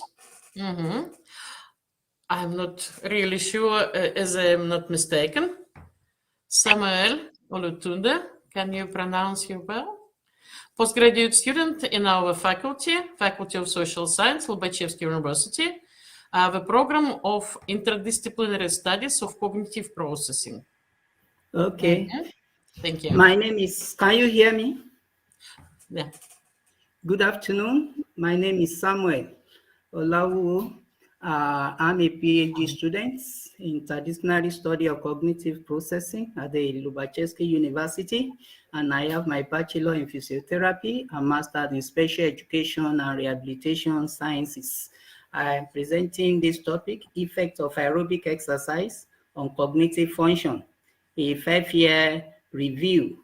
I want to appreciate the former presenters who have talked about the benefits of exercise and motor aspects. Now I'm talking about the cognitive aspects. When we talk about exercise, we are talking about structure, organize, and plan activities. And the one I want to mention today, the benefit is that of aerobic, when the production of energy is with the use of oxygen. So we are going to see how it really be of help. The study of cognitive science in its entirety is talking about the biology of the mind. We are looking at relationship between the mind and the brain using a range of techniques. Is it as a result of nature or nurture? When we talk about nature, we talk about the genetic aspect. But this time around, we are talking about the nurture, using some techniques from psychophysiological point of view, using environmental clues in form of exercise to really touches the brain. And cognitive science, when we talk about engine of innovations, cognitive science is the engine of innovation, even beyond human-computer interaction, and is an interdisciplinary entity or field that include philosophy, psychology, mathematics, neuroscience, linguistics, artificial intelligence, even anthropology. The aim of this particular presentation of this study is to discuss the overarching issues in the study of cognition, going to using some available evidences, and the specific objective is to look at the role of aerobic exercise on cognitive function in the light of some conflicting evidence from experts in the field. And also we explain the epigenetic mechanism of exercise on the brain. There are about 7 themes that were recognized, which are regarded as the domains of cognitive processes. And as other presenters and professors have said, these are the tools, these are the ranges of domain that help us to really appreciate the world, to be able to see the world, to be able to learn. Attention, language use, memory, perception, learning, thinking, and reasoning. Time will not permit me to explain each of them in turn. The method used in this study, the study was cited through literature map, about 198 million, and inclusive and exclusive criteria were sorted out using studies in English and empirical studies. 25 studies were able to meet the inclusive criteria. The area covered in the review will look at the study type, the observation versus experimental study, relationship study versus causality, clinicals, those are disease entities studies, and non-clinical, those studies from elderly individuals, either school-based or centers. The next one is, where are we coming from? Looking at the history, from the brain story, from the psychological story, and from the instrument that we use, even in neuroscience. Over the last 200 years, Dr. Thomas Willis, he created the drawings of the human brain, that isolated brain can affect behavior. Looking at the work of great critical thinkers like Francis Joseph Gall, who said brain itself is the organ of the mind. That part of the brain we use more will continue to grow. And he talked about the issue of phrenology. When you analyze the skull, you'll be able to know the individual personalities. Time will not allow to talk about Mary Jane, who also says certain brain parts are responsible for certain functions. Or Paul Broca, the great thinkers, who talk about the focal brain. And also Robinian, who analyzes the cell view, organization of the cortex into cytochemistry. There are a lot of other advances, even in the instrument that we use to view the brain. Talking about the galvanometer, which was invented by the critical painter Richard Carton, and also the zinc galvanometer, William Ebertron. Now we have some other advanced one, the EEG, the MRI, the FMR, and the like. All these ones are being used today, even to be able to view the brain and see. The diffusion tensor imaging also are being employed. Even neuroimaging method that use some look at metabolic activity that is happening in the brain. So when we look at those literature review, we are able to bring out the map, and these are the map we are seeing. There are some facts that we need to know from this study. The physiological effect of exercise on human brain is not easy to assess. It requires high degree of data collection techniques. And direct solutions, which we can get, is from animal studies. But from human studies, we have indirect solutions that require analysis of the blood marker. Long and acute effect of exercise has been considered by experts that is an enhancer of environmental factor. We are going to see briefly. And we can see that exercise has an effect across lifespan, even from other studies that have been presented, right from childhood to the youthful age to adult age, from even both healthy and disease states as well. Exercise have been beneficial. If we look at the effects, most especially at the brain level, there are changes in functionalities of specific brain region, most especially the hippocampus, where the memory formation is originated. The hippocampus is located deep in the brain, is hidden within the medial part of the temporal lobe. And if we slice the brain sagittally, it lies posterior to amygdala. We are going to see it in a way, and it extends posteriorly to the splenum of the corpus callosum. There are three factors. It increases, the exercise increases the secretions of neurotropic substance that promote neurogenesis. There are three of these neurotropic substances that are growth factors for the nervous tissues.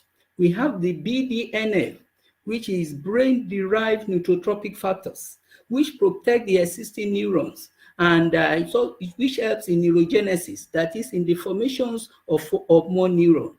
Another of the growth factors is the IGF-1, which is insulin-like growth factors, which also help in neurogenesis. The other one, the third one, is the VEGF, which increases the vascular endothelial growth factor that stimulate the growth of new blood vessels in a process called angiogenesis. And the last one is the increase in synapse of plasticity. Maturing brain are more sensitive stages to environmental stimulations, as the physical exercise provides the stimulus. That is why we see it in the young adults or in children, that the rate of plasticity occurring, it increases in them. We have productive effect on the regulation or expression of neurochemical like lactate and cortisols, and exercise have been shown that it has a positive effect on cognitions. Acute dose of exercise is also important, as it lowers some stress response than chronic exercise, and high stress response is detrimental to the cells.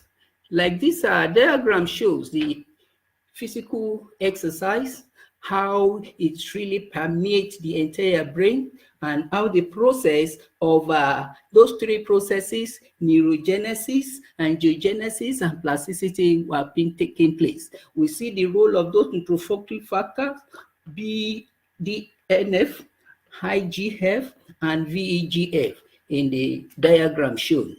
These are the mechanisms. And this is for the angiogenesis, which has to do with vascularization, improving the vascularization, increasing the arterial supplies, the oxygen that are entering. The wheel experiment of Ratus that have been used in one of the experiments shows that even walking could help in improving those three processes in the brain. They injected some cancerous cells into some animals as they were randomized into two groups, and at the end of it, some were allowed to move. As they moved the wheel, some were allowed to stay in a stable manner. They were able to look at the neural cells, and they were able to see more productions of those neurotropic growth substances in those ones that are moving. We can see that we need to understand the moderator of exercise benefit in terms of these four groups: intensity, durations, and type of exercise. In what the experts call fits, we look at the frequency, we look at the intensity, we look at the time, and we look at the type of exercise. That is why we call it exercise, because it's a planned, structure, organized, and practical way of movement. So the duration, the dosage, just like as we take drugs, there is need for dosage in exercise as well. And some of these studies, most of these things are not spelled out, while some really spell it out. We have personal level of vascular or physical condition. Before we could embark on exercise, there is need to look at the baseline parameters. Either the person is healthy or is not healthy, and there is need for questionnaire to be given. In most of these studies, some were given, some consent were not given. The cognitive task to develop or to learn, which domain of cognitive processes do we really want to improve? So that one should help us to know the type of exercise we are going to bring in. Then the temporal order in which they occur.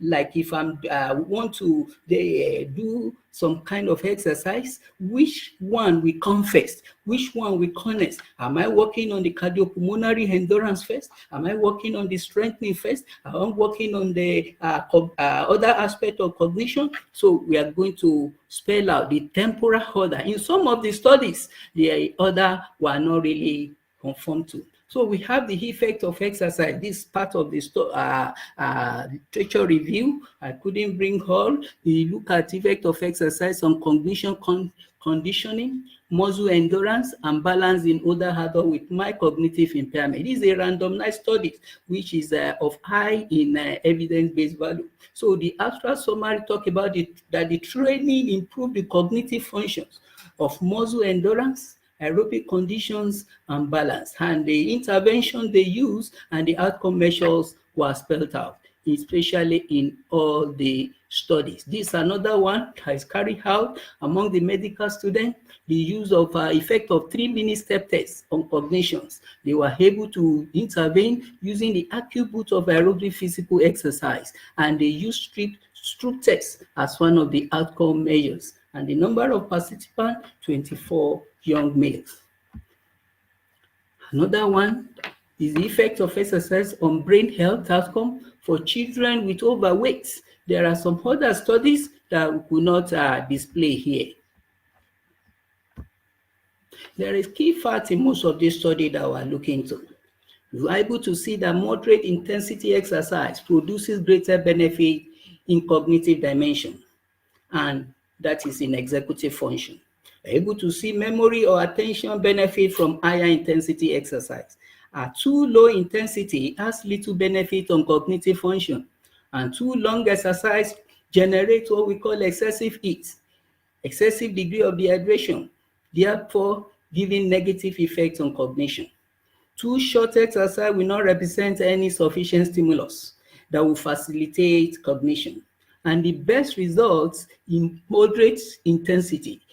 You have to do it between 11 minutes to 21 minutes. And when you are performing high intensity, between 10 to 30. And cycling is said to be better than running.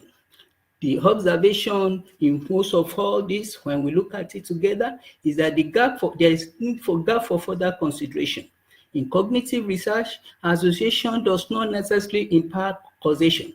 Reason for this is not far-fetched because the calculation of mere calculating the R value, that particular index, does not show that that this one A is the one that causes B. So in several studies as well, the findings were misinterpreted by the researchers. Lower baseline cardiopulmonary fitness, that is, people believe that it's associated with poorer cognitive performance only when there are individual difference in baseline performance. The baseline performance were not even taken into consideration before they could bring out the association. And also techniques in using some tertiary values, quantile. Though it is useful to mass statistical power, but it limits our ability when I was doing this review to compare findings across studies. Our score points are they vary widely across studies. So most of them, we see that their cutoff marks differ. So how are we going to compare the result?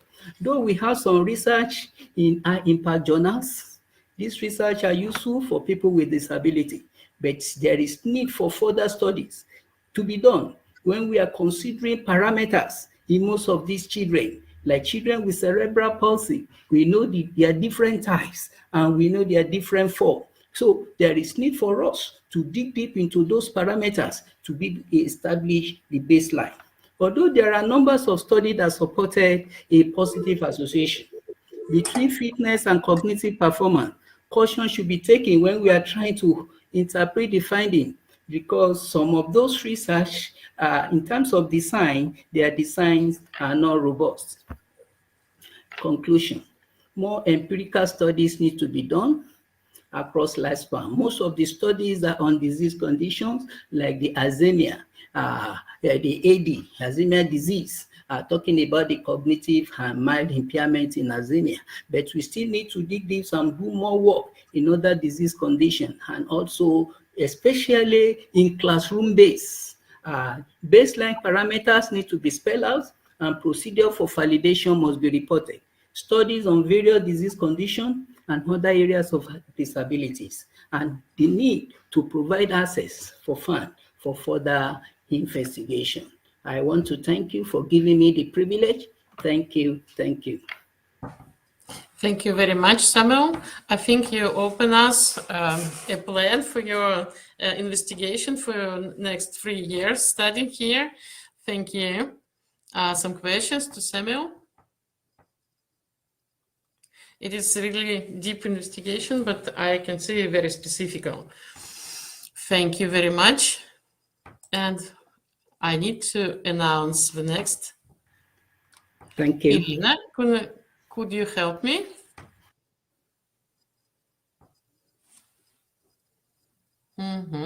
Maybe I'm not so good in pronounce your name and surname. University of Romania. Irina Leonova, please help me.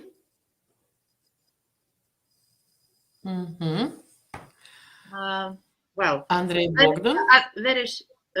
Bogdan Andrei, a PhD student, physical education and sport, Babeș-Bolyai University, Romania.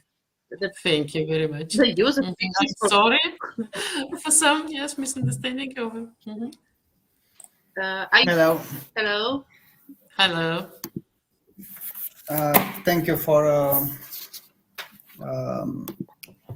the invitation. No problem about the name. I expected it.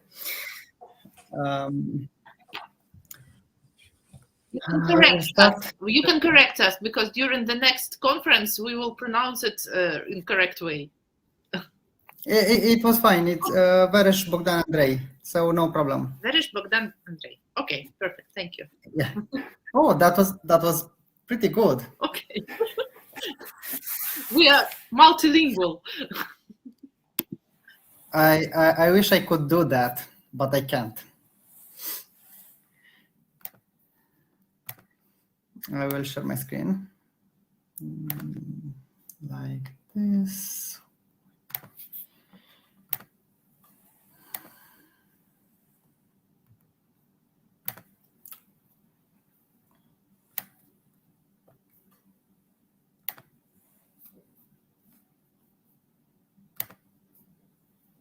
Okay, can you see it? Can you see? Yes. Okay. I will talk about postural awareness of patients with idiopathic scoliosis as a creative approach using picture. I know the title presented here isn't the exact one like in the program, but I think this is more catchy for and a more creative name.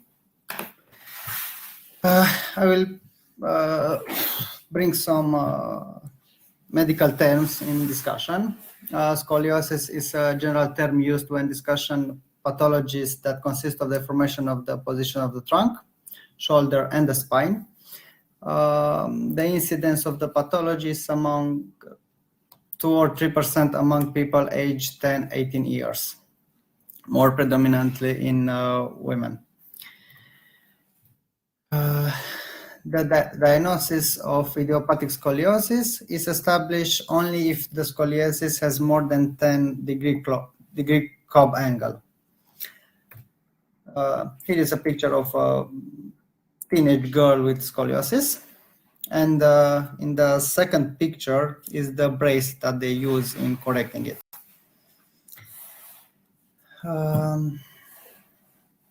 With the rapid growth of children before the age of 10, and before the research score reached 2, the risk of worsening of the Cobb angle increased. The conservative treatment of idiopathic scoliosis involves brace wearing and scoliosis-specific exercises, which managed to slow down and even stop the evolution of scoliosis. But managing the therapy activities need a lot of creativity from the therapist. Problem statement, we started with how do women manage to explain to these children that their physical appearance is affected, why they have to do physical therapy, or why the brace is an accessory that they will need. We starting using picture as an assessment tool. After that, we should take time to talk with each of them in these talks. The creativity of the physiotherapist is a must and make the difference in managing these patients' results and feelings.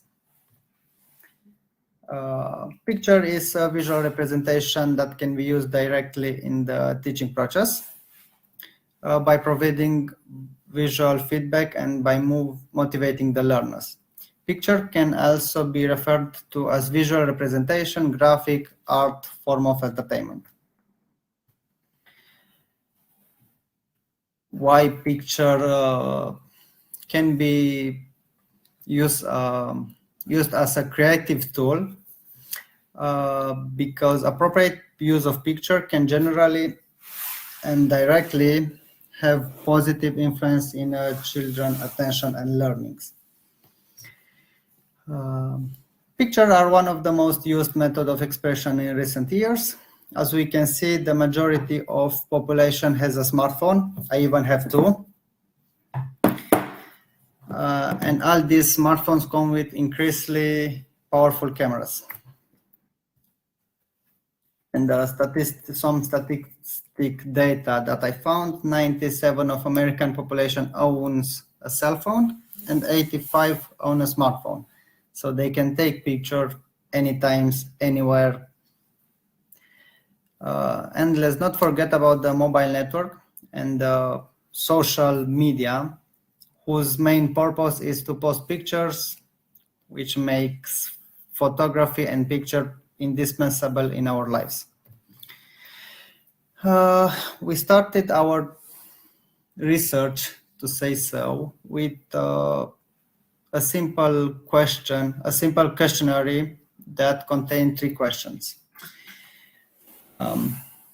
We addressed this question to the patients, the children that had scoliosis diagnosis. Have you tried to see what your back looks like since you found that you have scoliosis? Here is the big problem is that children that have scoliosis can't see their back. You can't watch in the mirror and see your back. There is no way you can do that. Did you achieve it?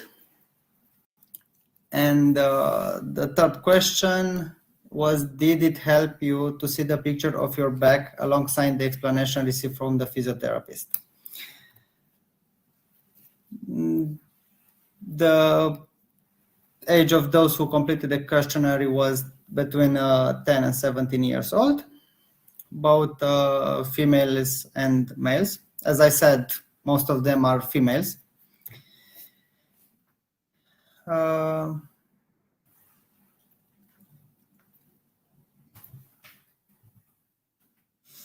This is the graph before the graph of the first questions. The second one and the third one, it seems that taking pictures and taking time to explain to the patient have a really great influence on how they understand the pathology. Here is a redactation problem, so yes is with blue, and yes means da in Romania. Is this a creative way? Teenagers need to be trusted and held accountable. They like to be listened to, be included in decision-making process and in which they are directly involved. So each subject of this research went through a process where they were the ones who had the power to decide, where they were asked, listen, and given attention in explanation. Each of them received questions such as, what do you know about scoliosis? What bothers you? What impact does it have on your lifestyle? What do you want to get from the session and the time you invest in the prescribed treatment? At the end of the first meeting, the teenagers was given an assignment to come in the next visit with 3 questions that they have about scoliosis. Why questions? Because answer you can find anywhere, but taking time to think about the pathology, about the influence that pathology has on your body, it's more tricky and more involving in the treatment. So I will ask again, is this a creative way?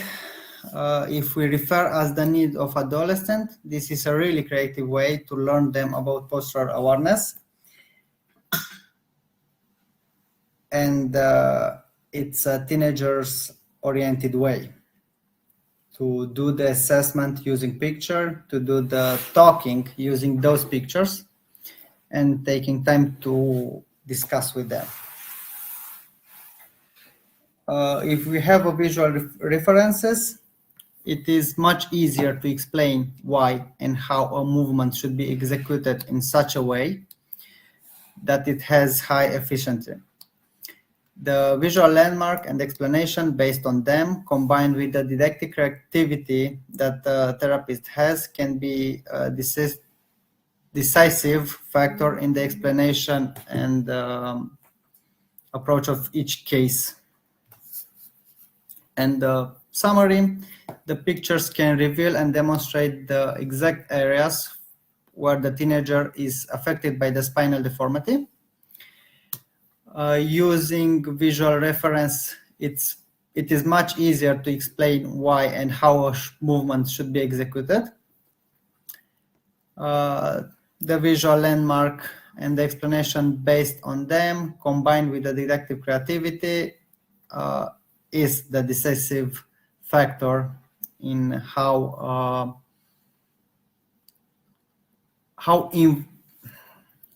much can we involve the teenager in their life decision making. Although it does bring an interesting perspective on what creativity means in the process of learning and explanation to take patience, and why it is important to take care of the body. Thank you. And I know it wasn't the best English, but it was what I was able to come with. Thank you.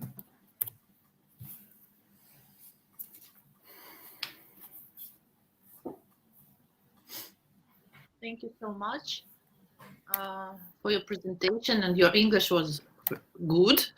So please, if you have any questions to our speaker.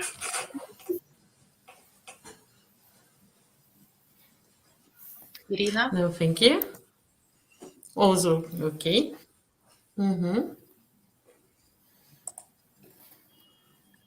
Okay, so let's move to the next speaker.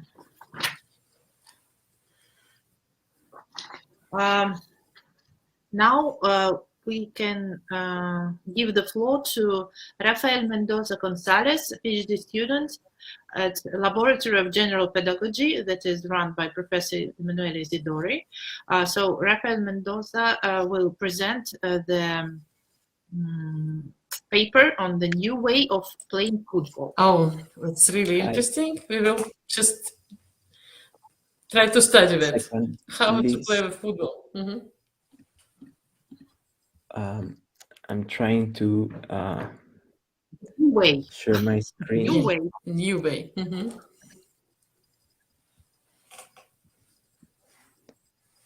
1 second, please. Yeah, that's okay, for sure.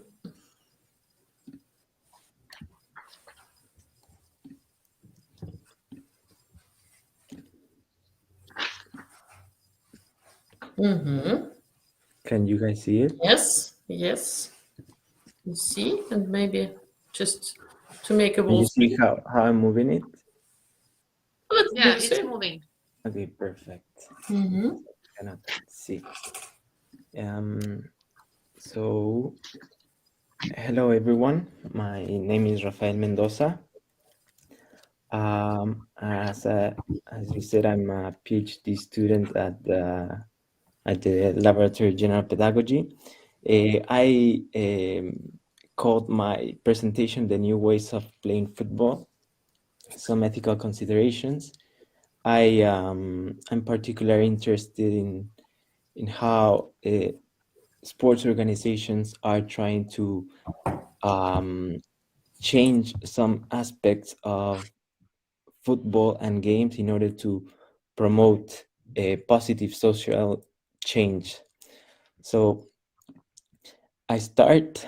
So since the United Nations resolution affirming its commitment to sports, different initiatives have emerged regarding the instrumental use of sports for positive social change. Sports institutions have directed their objectives to promote education, gender equality, health, social integration, social capital, development, and peace among children and youth in diverse contexts. Football has not been the exception, and organizations have come up with initiatives to change the game for good. National federations and NGOs have tried to restructure traditional rules and formats aiming to bring social and developmental benefits to their communities by pointing to social inclusion, gender equality, responsibility, and fair play. In my paper, 3 initiatives were examined: referee elimination, rule game modification in favor of gender equality, and regards for ethical behavior. Here I will only talk about 2. I believe that these initiatives are very novel, but these might be wrong-headed and can be counterproductive to their objectives. The first initiative I examined is part of Football 3 methodology, which is currently used all around the world by NGOs and aims at harnessing the educational potential of football by modifying the rules of the game. The methodology changes different rules in order to make it a safe place to practice sport and also make it an instrument for social inclusion. Here I want to focus on the rules I highlighted, since it is evident that these two point their objectives at progressive gender equality. So they say that a girl must score first for other goals to count, and girls' goals count double. I call these gender-oriented rules. In this context, in the context where organizations operate, it can be argued that this rule is made not only to include girls in football, but to make them constant participants during the game. That is, to touch the ball, to be able to score, and to oblige boys to pass the balls to girls. However, this can be counterproductive to your objectives. First, these rules attempt against the democratic structure of sports. Reed, Frias, and Isidori have stated that sport has a democratic structure because it is based on three main concepts: equality before the law, isonomia, equal access or opportunity to participate, as well as the principle of equality of possibilities. For them, these principles are not only part of the internal structure of sport, but inspired democracy to be born in ancient Greece. Indeed, having these three concepts at the basis of an ethical structure of sports turns the practice into a place where all participants, in theory, are equals, and this must be fostered and maintained by institutions. These rules attempt against its democratic nature because prior to the match, the rules state that the girls are different and deserve to be differentiated. This difference can be justified if one applies John Rawls' thoughts on Football 3 methodology. Rawls was concerned with distributive justice and says that all social values must be equally distributed unless inequality makes all members of a society advance. Inequalities, for Rawls, can be just when they aim to improve the situation of those disadvantaged. In other words, Rawls is in favor of benefiting those disadvantaged in order to attain equality and make societies fairer. But this argument will fall short, since nowadays, due to the increasing participation of girls in football and the growing numbers of football women's leagues at the amateur and professional levels all around the world, girls play at the same or better levels than boys.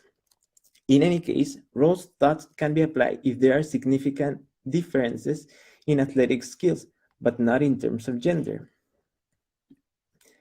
Finally, these rules can be counterproductive to their objectives, since they suggest that domination persists between the sexes and assume that there's something about gender as true, such as men play better than women, women need help, or women are not as good as men. These kinds of rules will induce a somatization of the relation of domination, which is thus naturalized. In sum, these rules attempt against the democratic structure of sport and reinforce the idea that women are inferior to men in football. The second initiative has been promoted mainly by national football federations through the green card. As opposed to the traditional red and yellow cards, whose character is punitive, the green card holds an educational rationale, since it directs its objectives at rewarding good conduct and fair play, and in turn fostering these two. Referees show the card to those players who, for example, help an injured opponent, acknowledge a referee's mistake, avoid protest, and use respectful language with teammates and rivals. I believe these initiatives are also wrong-headed and can be counterproductive. Jeffrey Free made a case about what would happen if medals were given not only for athletic excellence, but also for virtuous behavior in the Olympic Games. For him, through the lens of Kant, participants must not must not be encouraged to perform moral actions by rewarding them, but to inculcate a sense of duty. The issue of motive for Kant and Frey was of main importance for moral action to hold genuine moral worth. Frey wonders if participants will still behave virtuously in the absence of rewards, or if they will perform that action only as a means for recognition. The Green Card aims at fostering individuals to perform good conduct and actions that reflect fair play. However, if individuals are moved by the desire of achieving rewards rather than from the motive of duty, then it will have no moral worth, and fair play behaviors will turn into obligations or commands that aim at external factors. On the same line, Reed said that in order to promote ethical behavior, institutions must encourage a disposition that values goodness and beauty intrinsically. She has worked with the ancient Greek concept of kalokagathia, which unites the concept of beauty and goodness. Mainly discussed by Aristotle, the morally good and beautiful person, the kalos kagathos, will be the one that performs her actions in an autotelic manner, that is, to act for the sake of acting in such a way and not for instrumental reasons. Again, the motive for Reed, through the lens of Aristotle, is significant since individuals might perform virtuously, but if they do it for the sake of external rewards, then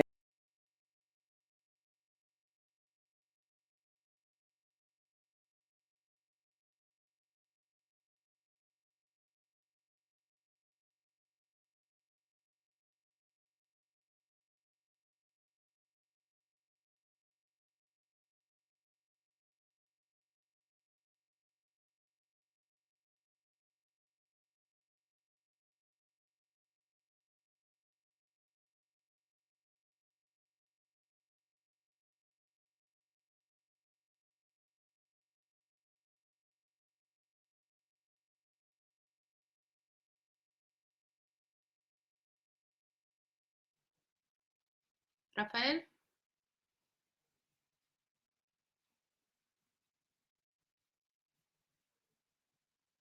We don't hear you.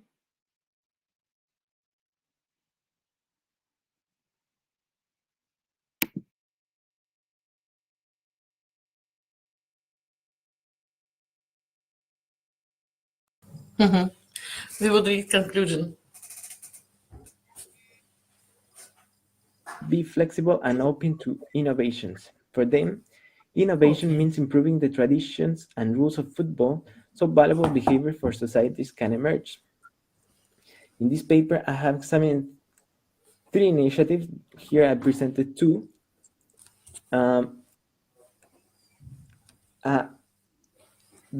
About National Football Federation and NGOs, how they have worked and how they have tried to reorient football towards positive social outcomes. But I have also tried to demonstrate that the motivation behind these initiatives are noble, but they can be wrong-headed and counterproductive to their goals. Thank you so much.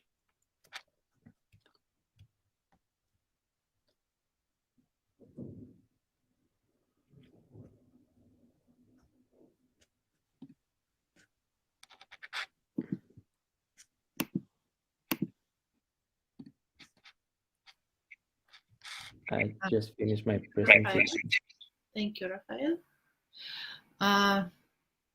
Dear participants, do you have any questions to Rafael? Okay, if not, we can move to the next speaker. I would just like to announce that after this conference, we will issue the certificate of participant to those who have registered to this conference, and it will be issued in collaboration between University Foro Italico and Lobachevsky University. So we will send it to you in electronic format. So now we can go on. We have 2 more speakers. The next speaker is Maxim Lupov, postgraduate student, Faculty of Social Sciences at Lobachevsky University, and he will present the paper on the problem of developing creativity in education. Please, Maxim. Hello, the floor everyone. is Can you yours. hear me? Can you see me? Yes, we can hear you and see you. All right, and let's just check that the presentation can be seen as well. Is it all right? Can you see that the slides are changing? Yes, everything. All right, thank you. Thank you. Just in case that people also face this problem. Okay, respected professors, dear colleagues, it's a pleasure to participate, to be participating here and to present my humble research on the potential of developing creativity for learning Chinese characters under the supervision of the respected Professor Irina and Petrova. So the content of my speech is rather short and consists of 4 parts. Sorry, there's some confusion. And the first one, I would like to start with the object of this research, which consists of 4 main parts. The first one is the Chinese characters as idiomatic symbols. As we all know, Chinese belong to the Sino-Tibetan language family. And the main difference between Indo-European native speakers and Sino-Tibetan people, Sino-Tibetan native speakers, that Chinese people rely more on the visual perception rather than on acoustic, and so vice versa. And because of that, I've come with the idea of using Chinese characters in a different way, in using them to develop creativity. So to achieve the goal, I had to summarize the structure of Chinese characters to better understand how they are formed, and what is the limit of the use of this structure, this linguistic structure. And in that case, it is important to understand what teaching methods are used in the world today, and how they are applied to develop creativity of a single person or of a group of persons. And the last one is the problems that they face, I mean, the teachers and the students as well, and how they are handled. And therefore, because of this target of my research, I choose the 4 main methods. Though it's actually more of the summarizing and finding a new approach, because this field of study hasn't been done yet, or maybe it's not just that popular. So to develop the creativity through learning the characters in a new way is a rather new topic. So I hope that it will be the first step towards developing it. As for the results, first I would like to say that the Chinese characters consist of 3 main levels, and strokes, components, and full characters. And as for the first one, it consists of 32 strokes, 8 basic strokes, and 24 complex. And on that basis, the large amount of possible characters can be created. You can see the number on the screen on the presentation. And as for the modern results of Chinese language, it has a rather modest result of just a bit more than 100,000 characters in the contemporary dictionary. So it shows that the limits of the language has not been yet explored and yet used in a new way, and therefore we can possibly use this the system to develop the creativity of a person. I just keep it here. The second part of this research, the results, is the problem that the students face during the learning of Chinese characters. Because of the lack of the occurrence of the characters in the everyday speech, especially of the students who learn it as a second language, they often forget the characters that they know. And in the process of not just recognizing them, but reproducing them, they often cannot reproduce them, and therefore they create a new character accidentally, because they rely on their cultural and linguistic background, and they try to transfer it to the Chinese language, and therefore create a character that fits their purpose of explaining the idea, that shows that the creative process, the process of creating new characters, is actually is a rather popular and done by many students who learn Chinese characters. So it has to be obscured and researched further to better understand the reasons of these mistakes and how they are interconnected with the creativity of the person. And so the last one of the research results that I would like to say today is that the current system could be used not only to develop creativity, but to measure it and be used as a metric. The system could be used to measure the creativity of a single individual or a group, to compare how different shapes of characters they can create as for the group of people, and how many different shapes of a character can a single person create in a row, which would show can it keep his creativity for a long period of time, or will he lose his potential after several iterations.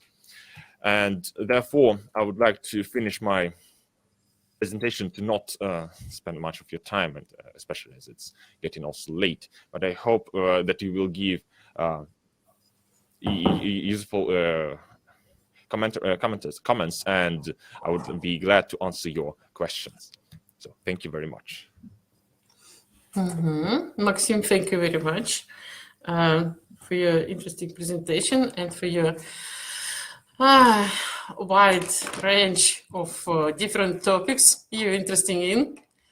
As a scientific advisor, I'm very glad to see your presentation, but we'll be very glad just to focus on. Thank you. Maybe some questions. And we know about your Chinese language. Thank you very much for not only being in our PhD school, but also having time working in a university department. Okay.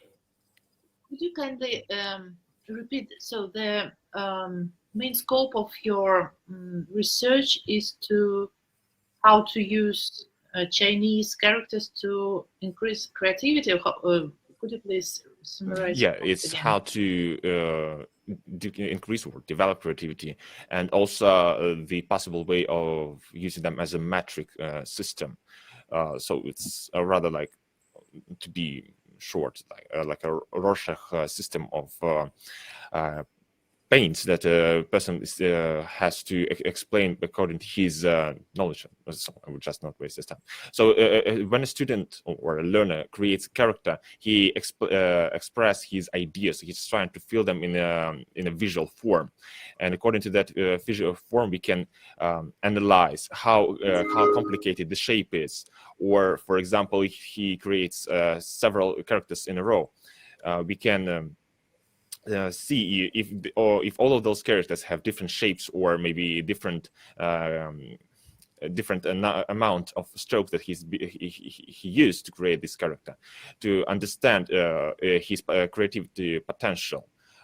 So, for example, he create this. He only used 2 characters to create almost the same character, but just adding slight changes. Then we would possibly say that his creativity is rather low. But this is just the first survey of the possibility of using them, and requires some field studies to be done to better understand how fitable this system is.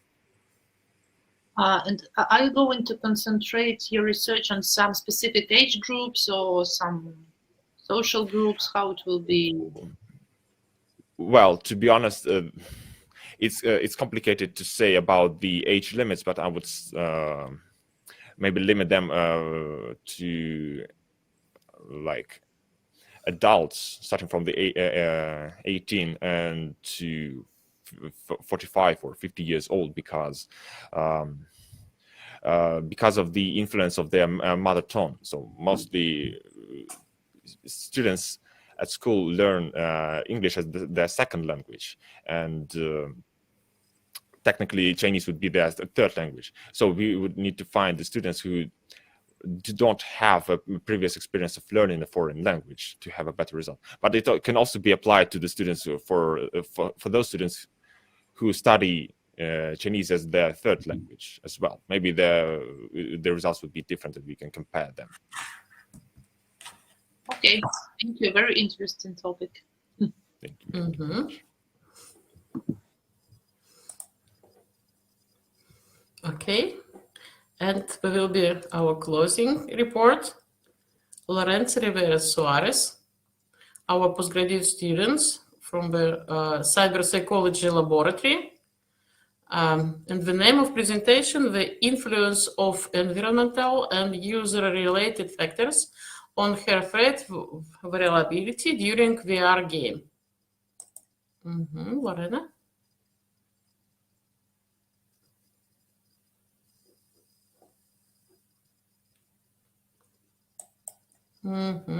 Lorena, do you hear me?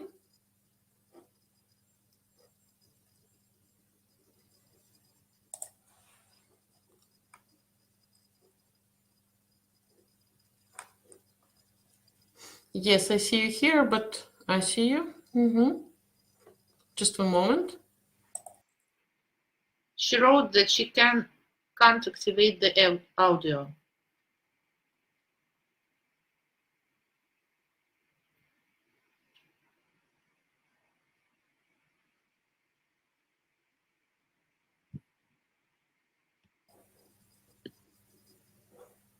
Irina, can you do it as an administrator, just to activate? Yes, I try to. Ask to turn on the microphone. It's maximum what I can do. Wait, sorry. Yes, Lorenzo. Yes, Lorena. Yes, I see your microphone turning on. Yeah.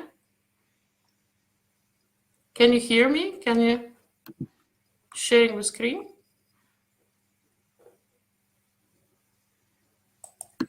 Moment.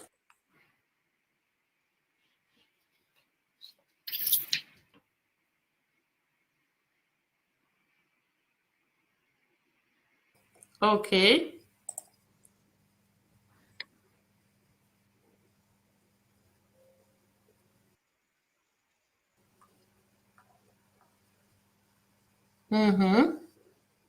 Lorena, yeah, yes, we can see your presentation. Yes, I see your microphone turning on. Yes. Just try to speak to us. Okay. It's a very interesting topic. Yes, I try to sometimes, yes, stay in her some experimental works.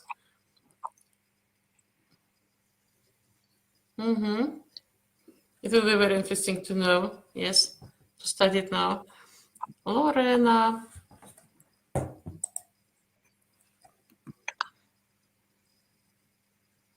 Oh.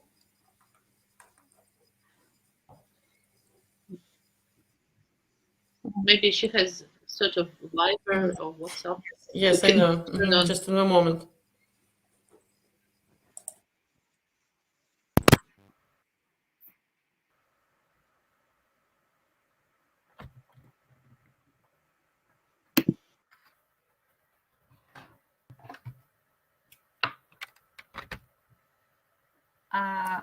Can you hear me now? Yes, yes. Yes, now we hear We you. can hear you. Yes, okay. That's good. Thank you.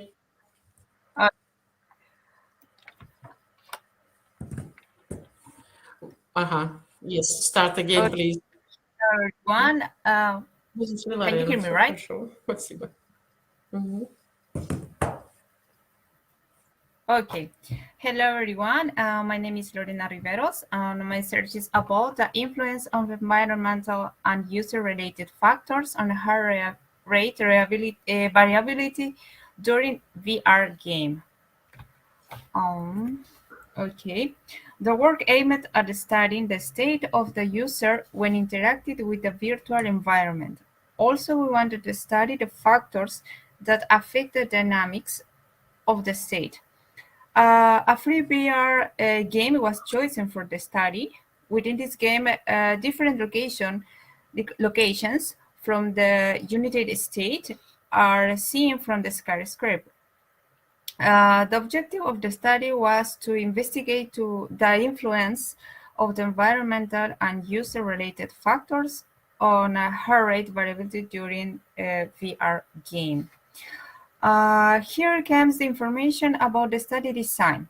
The volunteers were told to watch 10 locations from the skyscraper in an Oculus Rift virtual reality helmet.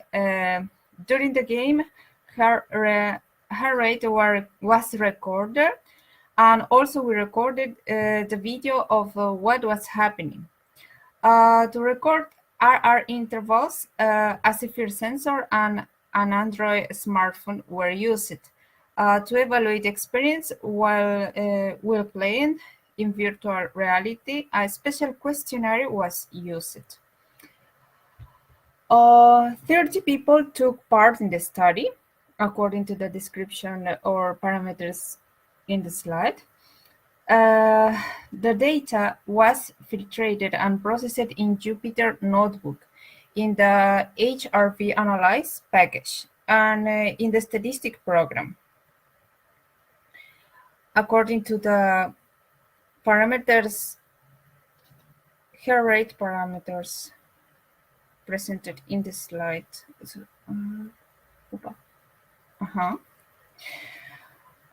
To analyze the data, the events were firstly synchronized for virtual reality and the heart rate. Individual and group analyses were carried out. So we found that the average and median duration of the RR intervals generally decreased at the second stage of the game. Furthermore, within the second stage of the game, the number and proportion or RR intervals that differ from the choice ones by 20 to 50 milliseconds or more decreased. So when gaming in VR in general, heart rate becomes less variable and regulatory systems can be affected. For most participants, the duration of RR intervals decreased at the second stage of the game. This may indicate an increase of tension. I'm sorry, Lorena, did you change your screen? Did you change your slides? I didn't see these changes. Yes. Oh, that's okay. It's okay now? Yeah, it's now. Okay.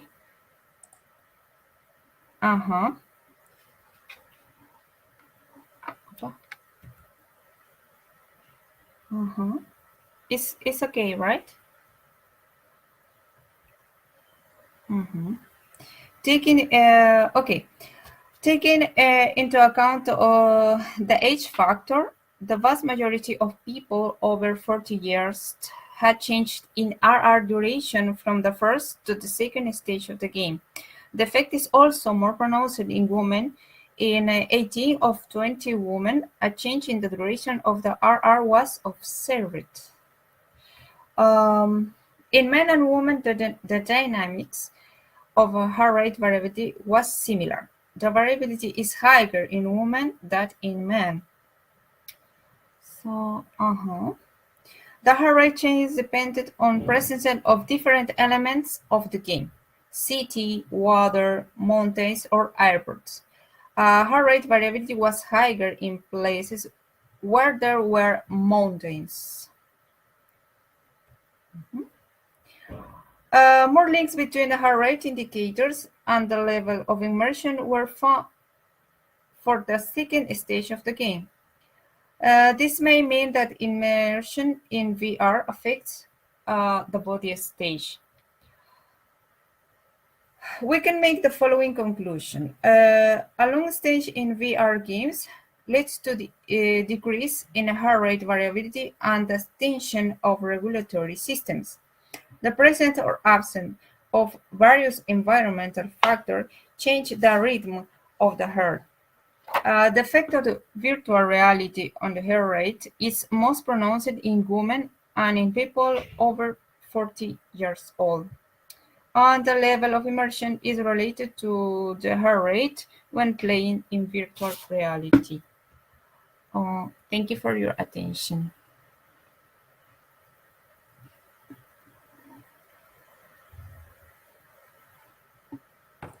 Thank you very much, Lorena, and I know your experimental working, so thank you very much. It was a very good master programs, master dissertation, and I think also a candidate dissertation, PhD dissertation would be at the same high level. Thank you very much for a very interesting presentation, and I would ask Irina to help me, yes, in making a resume.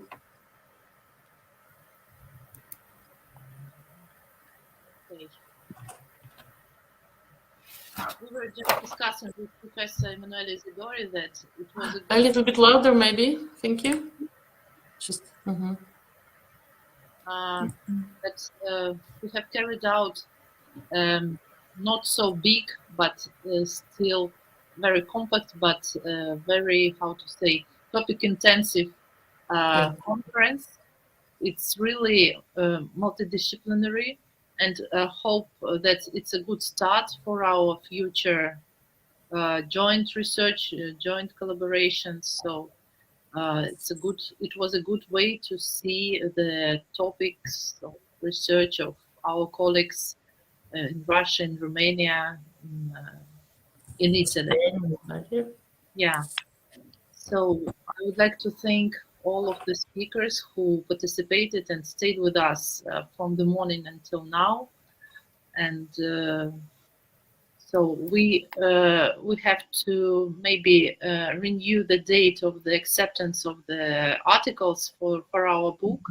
So we will come up with the email on stating the new date and also issuing the certificates for all the participants. So thank you. Irina? Yes, thank you very much for all the participants for very interesting and very different presentations. So we can use many different topics in the perspective research. Thank you, and especially for our colleagues, and then in the second part for our PhD students, our very prospective students. Thank you. I think we will. After that, we will have some conclusion with Professor Isidori of making maybe some words about just after that about the summer school or some other scientific research together. Professor Isidori, if you are here. I think he's in parallel with some. I think so. Okay. Okay. So thank you very much. Oh, yes. Thank you. Yes. Bye. I will. Yes, I will conclude it. Oh.